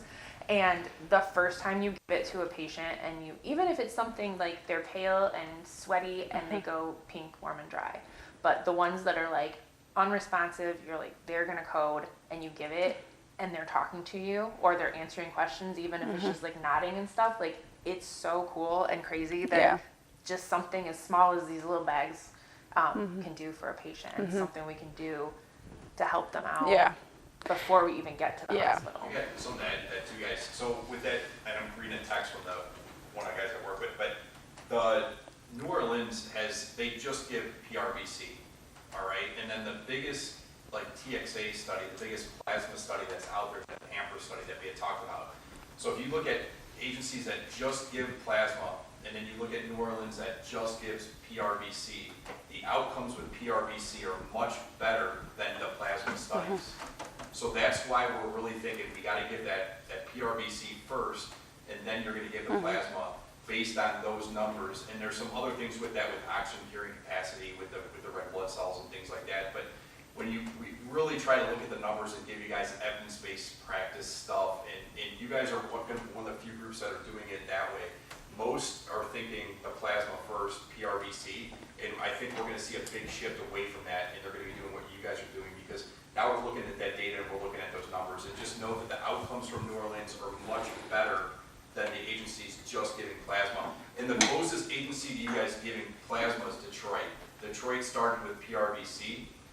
They were purchasing it. They were having a really hard time using it because of the dispatch thing that they got going on up there. It was a nightmare. They weren't getting dispatched to the calls. They were ending up throwing blood away, which wasn't a great model, right? So they decided until they can figure out the dispatch thing and get some of the departments trained a little bit better, they were just going to give plasma. So again, when we're looking at those numbers, guys, definitely PRBC outweighs mortality in a big way compared to just plasma. So I think that's why you guys are doing it. And I think that's what we're going to see a trend in the United States probably shift this year because of that. Yeah. I will also say, with my job now, we do a bunch of post-op like if they went in for surgery or something, and then now they are a disaster. A lot of them they'll have an art line in, and they're sick, they're coming off the OR table, they're intubated, and with an art line, we can see your blood pressure in real time.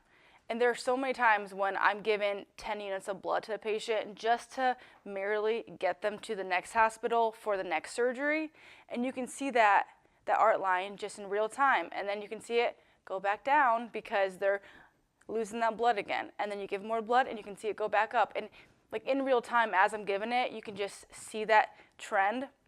And like even though they're not awake and talking to me, I can see exactly what I'm doing in real time, which I don't think a lot of medications we can do that so much. Like albuterol, salbutamol, like those take a little bit to work. We're not seeing the immediate effects of it. With this blood, it's within seconds that we're seeing it. All right, so the next one, dispatched to a 27-year-old female complaining of severe abdominal pain, reporting she is 24 weeks pregnant. This is her first pregnancy. Vital signs are heart rate of 122, BP is 80/52, 92% on room air, 24 respirations with a GCS of 15. What are we thinking? What are we asking? What are we doing? Ectopic pregnancy. Yeah. Ask about complications she's had, prenatal care. Yep. What other things she's seen, what other symptoms she's having. When did the bleeding start, maybe? How much is she bleeding? Like, has she used pads or has she put anything down there to kind of see and assess, in like 2 hours, is it this much, and kind of try to see. That's what we say when we say a measurable dressing. Oopsies. What's our shock index? Greater than what? Yeah. Yep. She said that she's been bleeding for 7 hours, soaking through pads, but severe bleeding started 1 hour ago. So we talk again about the measurable dressing. So if it's just sitting on a sheet on the cot, it's really hard because it's just going to bleed Go everywhere. So if it's something like this where she does have like a sanitary pad, or if you've got a chucks or something so that you can see kind of what they're losing. And with an ectopic, especially as far along as this patient is and how crappy her vital signs are, we know, and obviously we're learning about blood, so we know that she's probably going to need blood. These are the harder ones because you can't really see how much is going on, and we're just using our clinical judgment and the way that the protocols are written. She for receiving. She's probably the one that we're going to get it started and kind of get things patched up, and then when she go to surgery, get a whole lot more units. But the numbers that Matt was giving earlier about how if we start the blood early, she's going to require less, hopefully, in the long run. Yeah. I actually had a patient when I worked in DC.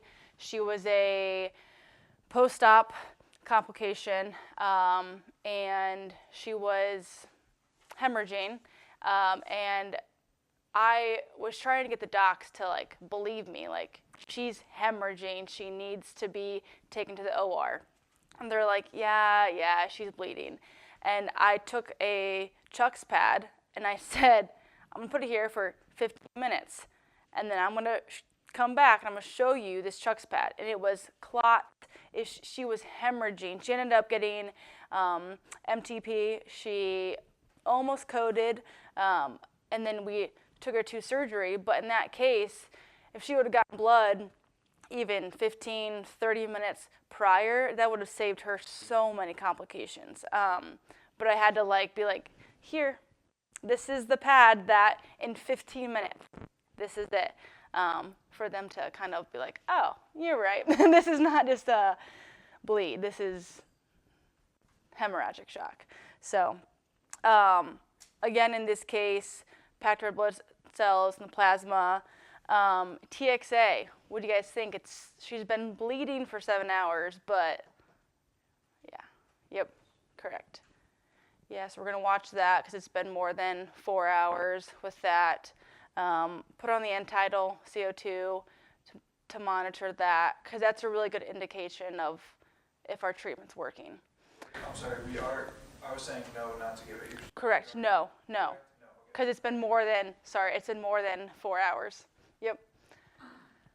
Anything else you guys are thinking on this patient? Do you want to put her on a non-rebreather just because her oxygen carrying capacity is down? Just fluttering with oxygen? I would watch out a little bit with that. I would start with 2 to 4 liters of oxygen. because there are a lot of studies shown that we are over vasoconstricting our patients with the oxygen.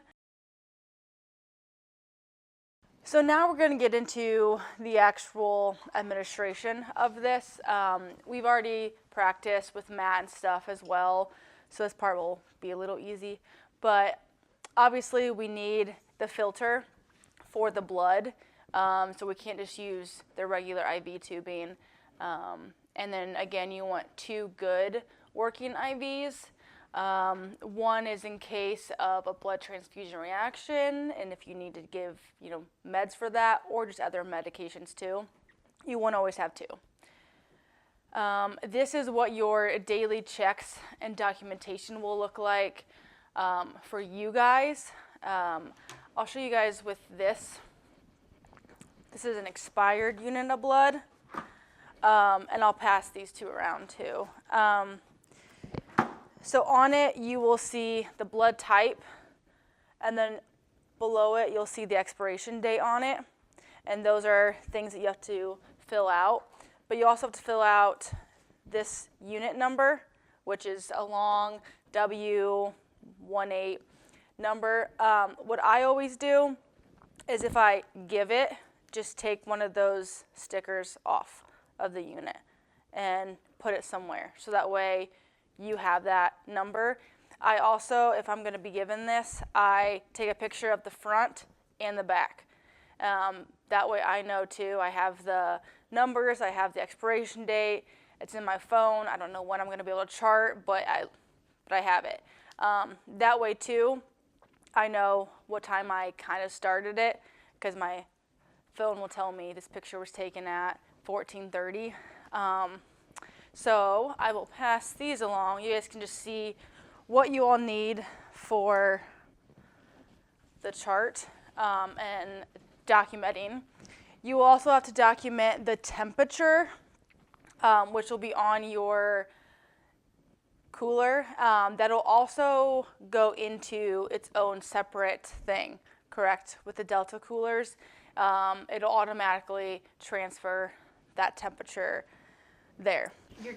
There's a box for visual inspection, so that's you just getting it out, making sure nothing looks super weird or concerning. So, and then I think that you guys are also going to be getting a little, it's almost like a little metal sticker that goes on there, and it changes color if the blood's been out of temp. So that's part of your visual inspection too. Yep. Just take a look at it. If it looks,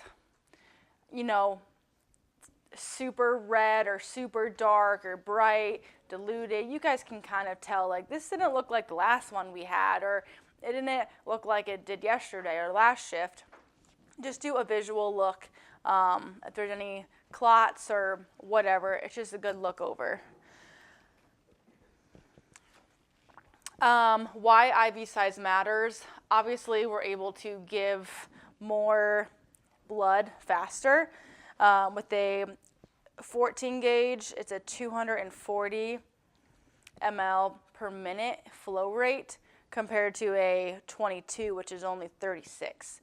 So it's a huge difference there. The nice part about LifeFlow is that you could use a 22 with them. Some other rapid infusers, you can't. You have to use an 18 or larger. So with them, you could use a smaller gauge. So as we talked about before, you have to use normal saline. You cannot use LR with this, with blood. It's always normal saline. Always, always, always. Even if, say, you're picking up from, and you already had LR, and you're like, oh, we can just use this. No.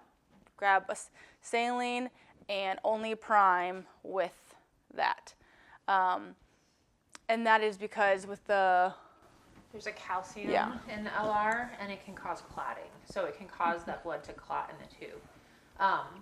One question I had last week, if you have your 2 IVs, you can have LR going in your other arm or your IV that you're going to use for your meds or whatever, but it just can't be going through the same port and tubing as the blood.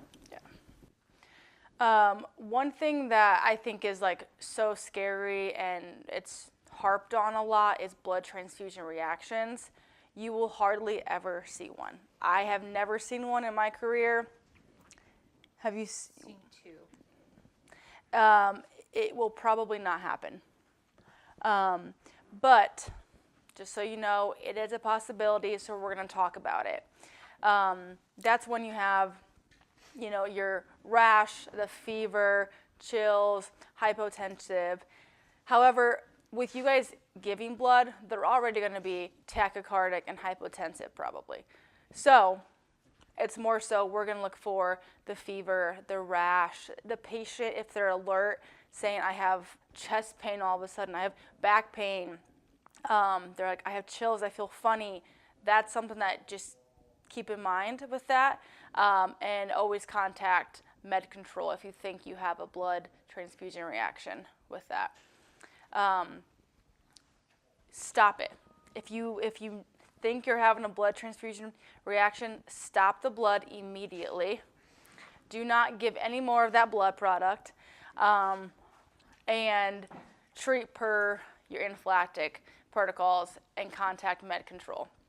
And then this thing we were kind of talking about with some people earlier, the tubing and everything, if you have a reaction or you suspect a reaction, you want to give it to blood bank. So, oh my God, making me you want to make sure that they get this. So if we had already given like this whole unit and there's like nothing left, and then we think our patient's having a transfusion reaction, we want to still give this to blood bank. This little pigtail that's going to be like rubber banded on the end of every unit of blood, this has enough of that blood that's in there so that they can run labs or whatever they need to do off of it. So that's why this is on every unit of blood product that you're going to use in case there is a reaction, so blood bank has enough to test. Mm-hmm. And your blood transfusion reactions, if you do see it, it'll be within the first 3 to 5 minutes that you're giving blood. It's not going to take the whole unit and then you see it. It's going to happen very quickly, so you won't have to wait for that. You can have like a delayed reaction after like the first 24, 48 hours. So that is why even if everything went great for us, we're still going to give the hospital that bag after we gave the blood, so that if something would come up later that we have, they have that. Give them the whole unit of blood. Just give it to them, put it in a biohazard bag, and let them have it. Any questions on blood transfusion reactions? I'm gonna send this around. So Chief just gave me. So this is the little sticker that's gonna go on the bags, and they change color if they're out of if the blood has been out of its temperature range. And then there's some pictures in here of abnormal things that we're gonna be looking for in your daily checks. It's got like a picture of a clot. It's got some plasma that was contaminated with red blood cells. It just kind of gives you an idea of like the visual stuff that you guys are looking for. Like I said, you probably won't see a blood transfusion reaction, but it's definitely still a possibility. I've never seen one, knock on wood. It'll probably happen now this weekend now that I say it, but I have not. So we're going to get into our protocols now. So just make sure that you guys have those out and available for you guys to look at and reference. Again, we could change some things if we have to. We changed some stuff last week when we were teaching this. So Dr. Zahn was here just kind of nodding in the back like, yeah, we got to change that. We got to add that. So obviously major blood loss, penetrating trauma, unstable pelvic fracture, long bone fractures. Also think of the mechanism of injury. So if a seatbelt sign and they're hypotensive and tachycardic, those hit those evidence. As we've stated, the shock index with that as well is huge for these patients. Contraindications, obviously for religious beliefs or if the patient, for whatever, declines. I know she was talking, she had a patient one day ask if the blood was vaccinated blood with the COVID vaccine, if it was a vaccinated one. So people will have questions. That's not how that works. But People can deny blood, especially for religious beliefs as well. So here's the adult protocol that you guys have. Take a temp before you start blood on the patient, and then take it during. And if there is a change above or below for 1 degree Celsius from that baseline with chills and fevers, that's when you should stop. That's probably a transfusion reaction. So at first we talked about when we were first doing these protocols, at first it was like 38, I think. The hospital says if Yeah. your temp goes 38 or above, that you need to stop the blood and consider a febrile reaction. Mhm. But it's super not practical for For- because if it's freezing cold outside, Yeah. it's going to take a lot to get to 38. If it's 1,000 million degrees outside, If they've been you're already gonna start outside, at yeah. over 38. The other caveat to that is it doesn't really matter what route you're taking the temperature, if it's tympanic or oral or whatever, as long as when you're rechecking it, you're using the same way to do it. So if you are gonna start with oral, do it again. Don't change that route. TXA, this is where we did kind of change this last week. It's now the 2 grams IV push, slow IV push. As Dr. John said, slow IV push, whatever. So you guys can do that instead of over the 10 minutes. And that should be being rolled out here for you guys. Pediatric, I will say I'm very glad that you guys included peds in this. As when we were first talking, there are some agencies that only start with adults. And we were all kind of talking like we need to have peds in this, which I think is great. So, and it's pretty simple. If they're under 35 kilos, it's 10 mLs per kilo, which is great for the life flow. So it's just 4 pumps of that. Or if they are over 35 kilos, it's just the 1 unit. And that goes for the packed red blood cells and also the plasma. It's the same thing. We kind of had a discussion last week when we were in our scenarios with doing this.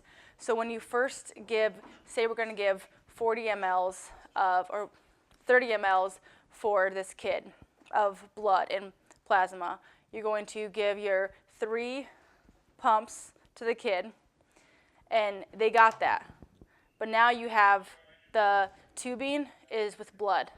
So just take them off the IV hub, put it into the trash can, squeeze some of that blood out so that you can flush the line with saline, and then respike your plasma, flush it until you can see the plasmas at the end, and then give your 30 mLs for the plasma. Does that make sense?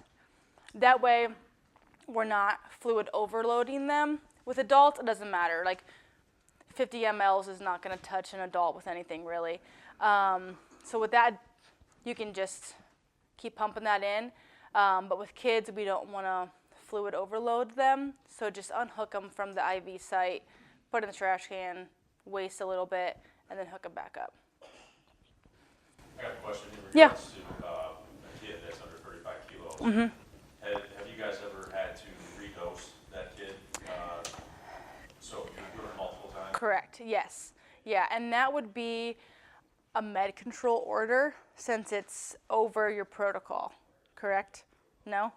It allows for A redose? Okay. But this would be the one and only time Yeah. currently that we could redose Yeah. anybody, because everybody, unless they're under 35 kilos, Right. are getting a full unit. Yeah.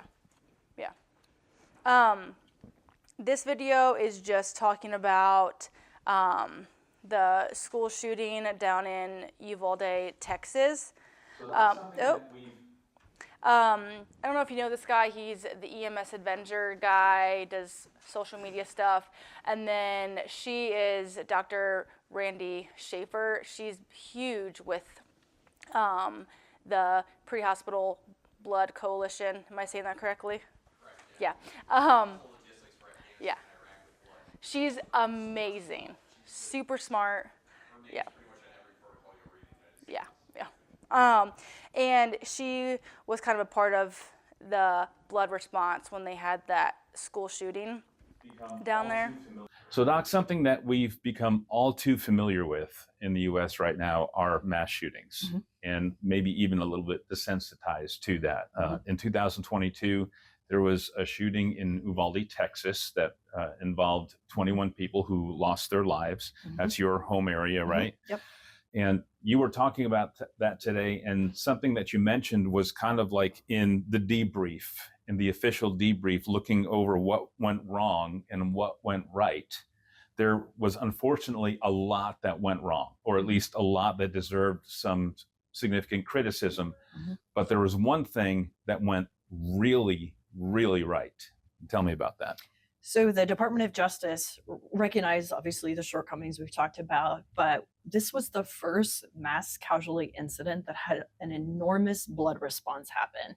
And it happened in a couple of areas. One, the surrounding counties showed up on scene, ready to transfuse. I think it was 4 or 5. Now, they've been doing this every single day, and we're using standardized protocols, standardized equipment. So it's going to be very easy for them to fall in on the patients. We also had blood shipped to the scene from South Texas Blood and Tissue Center, which is the blood supplier. They have now become an integral part of this mass casualty response and also mass gathering preparedness. And looking at the report that the DOJ put together, they acknowledge that the blood response was one of its kind and it should be recognized as a best practice. So kudos to the Southwest Texas Regional Advisory Council for putting in this regional plan that allowed the resources to go 95 miles outside of the city. And this is, if you've ever been in San Antonio, it's desert between San Antonio and Uvalde. So I think it's a credit to the regional trauma system, to the individual agencies in the hospitals, and absolutely to South Texas Blood and Tissue Center that they were able to make this happen. Incredible work.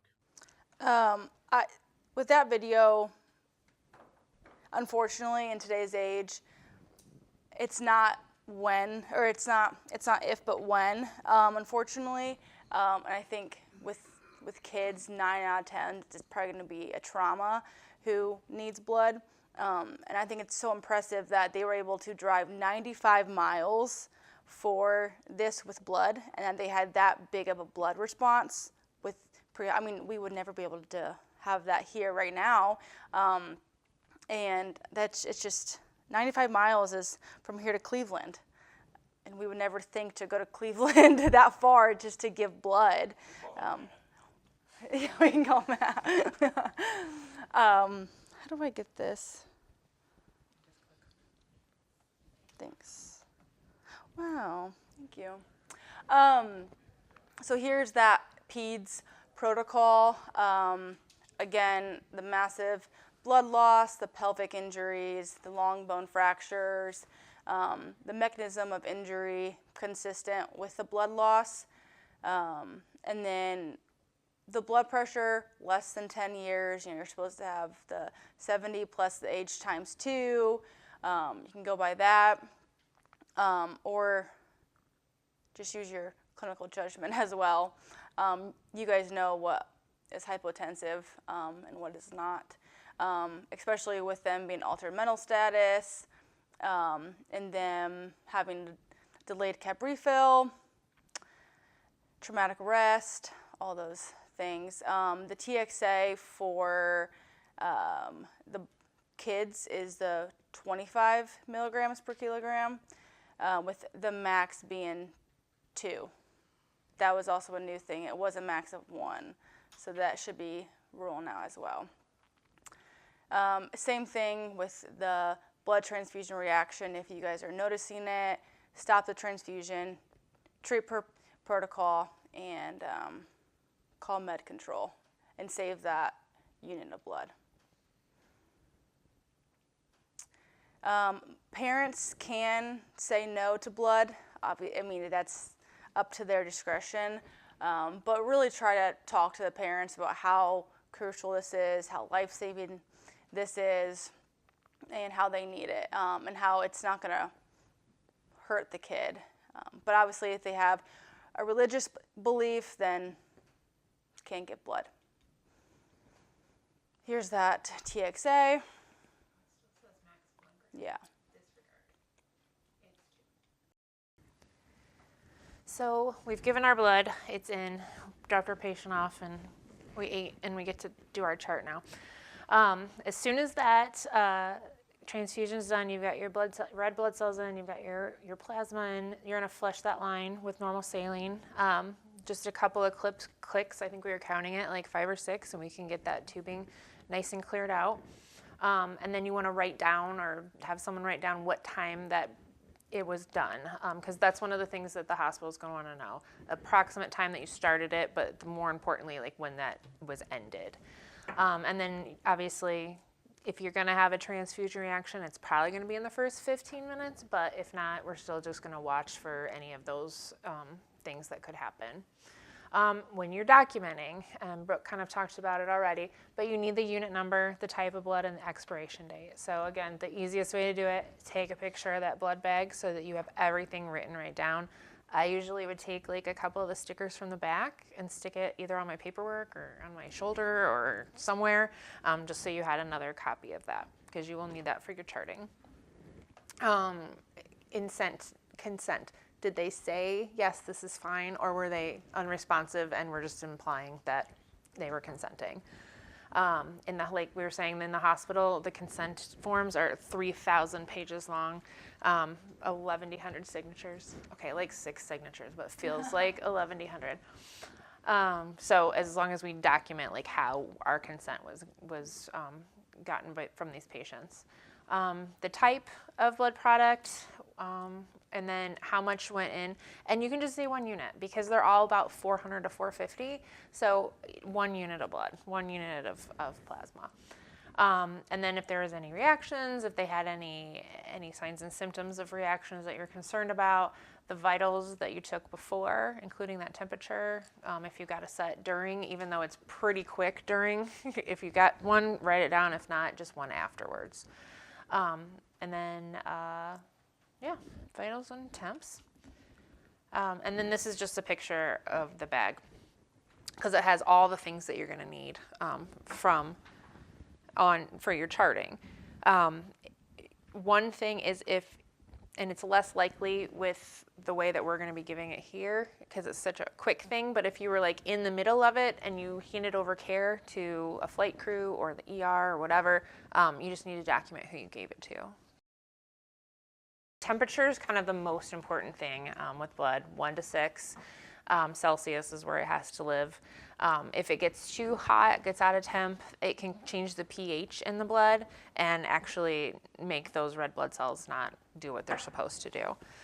So that's why it's super important that we're documenting the temperatures of our coolers, and that's why they have the extra precaution of having those little stickers on the blood bags. So you guys are having Delta coolers. And they're pretty cool because that thing on the front is going to tell you the temp, and it's also sending that temp in real time to somewhere that documents it for you. There's going to be 2 of the inner pieces. They have a name, but I don't remember what it was. The little lunchbox looking thing. So one's always going to be in the freezer here, and then one's going to be in your cooler. It will sing its song to you. When you get it out of the freezer, it's going to be obviously too cold because it's in a freezer. So you put it on this mat, and it's going to, once it turns green, that means it's up to the proper temp to put in the cooler. So that's only when you're switching your coolers out. Which you guys can switch out your coolers however you guys choose, whether it be the morning, the night. Some people do nights over mornings. Just make sure that it's the same time every day. So whatever you guys want to do, however you guys want to do it, that's great. And just talk on that. It will have condensation on the bottom because it's obviously just out of a freezer and we're sitting it out on the table. So it comes with this handy dandy towel, but you can use any towel you want. Yeah, just wipe it off before you put it in the cooler, because there's a little, Brooke can show you like a little connector on the bottom that kind of sits in there, and that's how it's talking to the computer to tell it the temperature.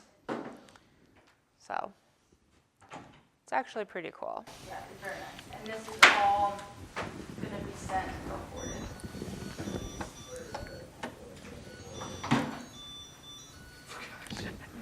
It sings a lot of songs. But it's absolutely easy. Red, not good. Too hot. Green, good. Blue or teal, too cold. So it's very, very easy.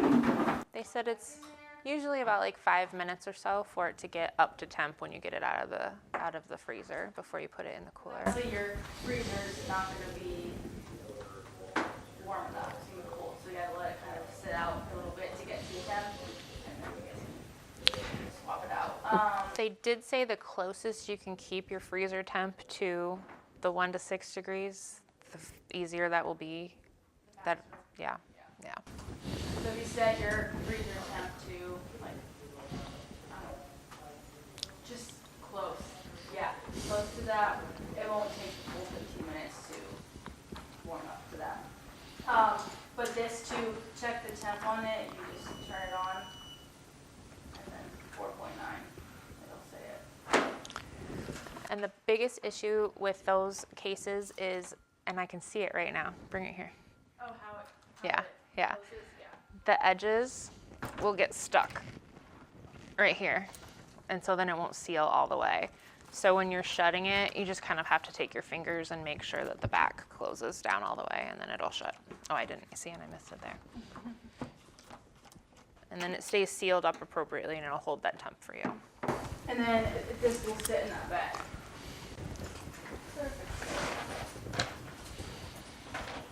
Yeah, and as you have extra carabiners on there as well. So that's your cooler. And then to go completely opposite, we'll talk about your blood warmer. Real quick. Yes. Right, we're changing those out at 7A and 7B, correct? Correct. And again, if you're off, it's not going to matter. What was that one at? 4.9. 4.9. So that was changed yesterday morning. So it's been over 24 hours and it's still at 4.9. The best practice is 7A and 7B, or morning and the evening at least. So again, if you're on a run and you're delayed an hour or so, it's not going to matter. So obviously the trauma triangle changed into a diamond, but part of it has always been the hypothermia. So we want to heat that blood up before we give it to our patients, and that's why you guys have the Quin flow. I know he calls it a Q-in flow. I've always called it a Quin flow. I don't know. But we don't want to impair the clotting factors that's already in those blood cells that we're giving the patient. So that helps. The warming of the blood helps to preserve those. And then it helps for the red blood cells to carry the oxygen to get it to the tissues. And the Quin flow is honestly like the easiest blood warmer I've ever used. And the nice thing about it too is in the winter when we have these hypothermic patients that maybe were laying out in their yard for a couple of hours in the snow, we have warmed fluids, but by the time it gets through your IV tubing, and if it's still cold outside, pointless, right? So you put it up on one of these guys and it's going to heat it up and actually help your patient. So that's pretty nice. So he kind of went over all that, and we're going to do more hands-on with them in a little bit. But as long as you can see the front and see that the lights are on, then you're good.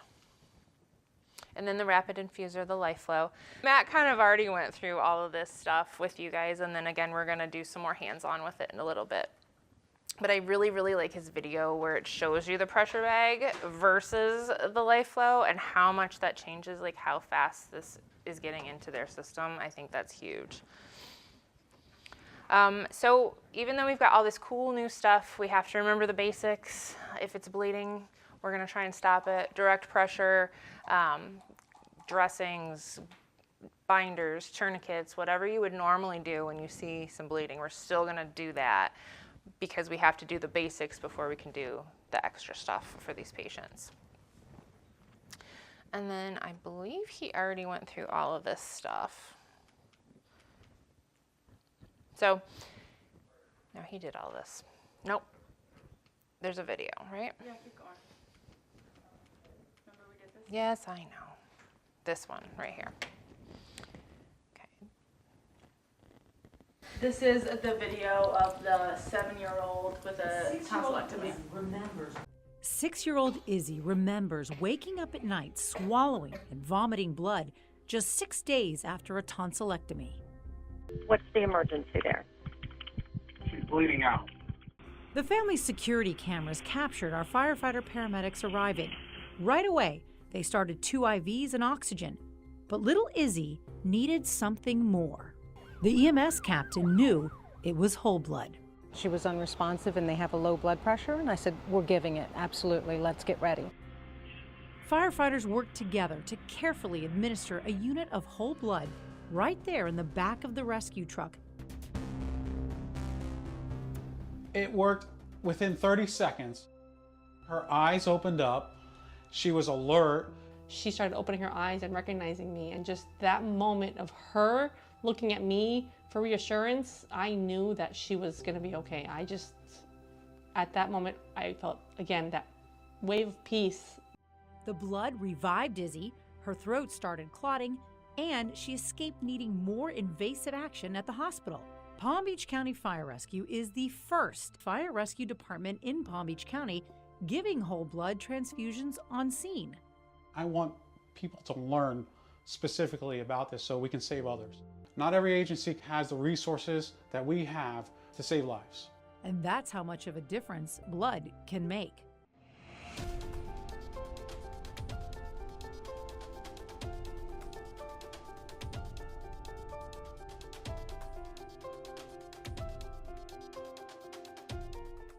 I just think that's a lovely video. I mean, she was 7 years old, unresponsive, hypotensive, and with just some blood, she was able to still talk and see her mom, which I think is huge.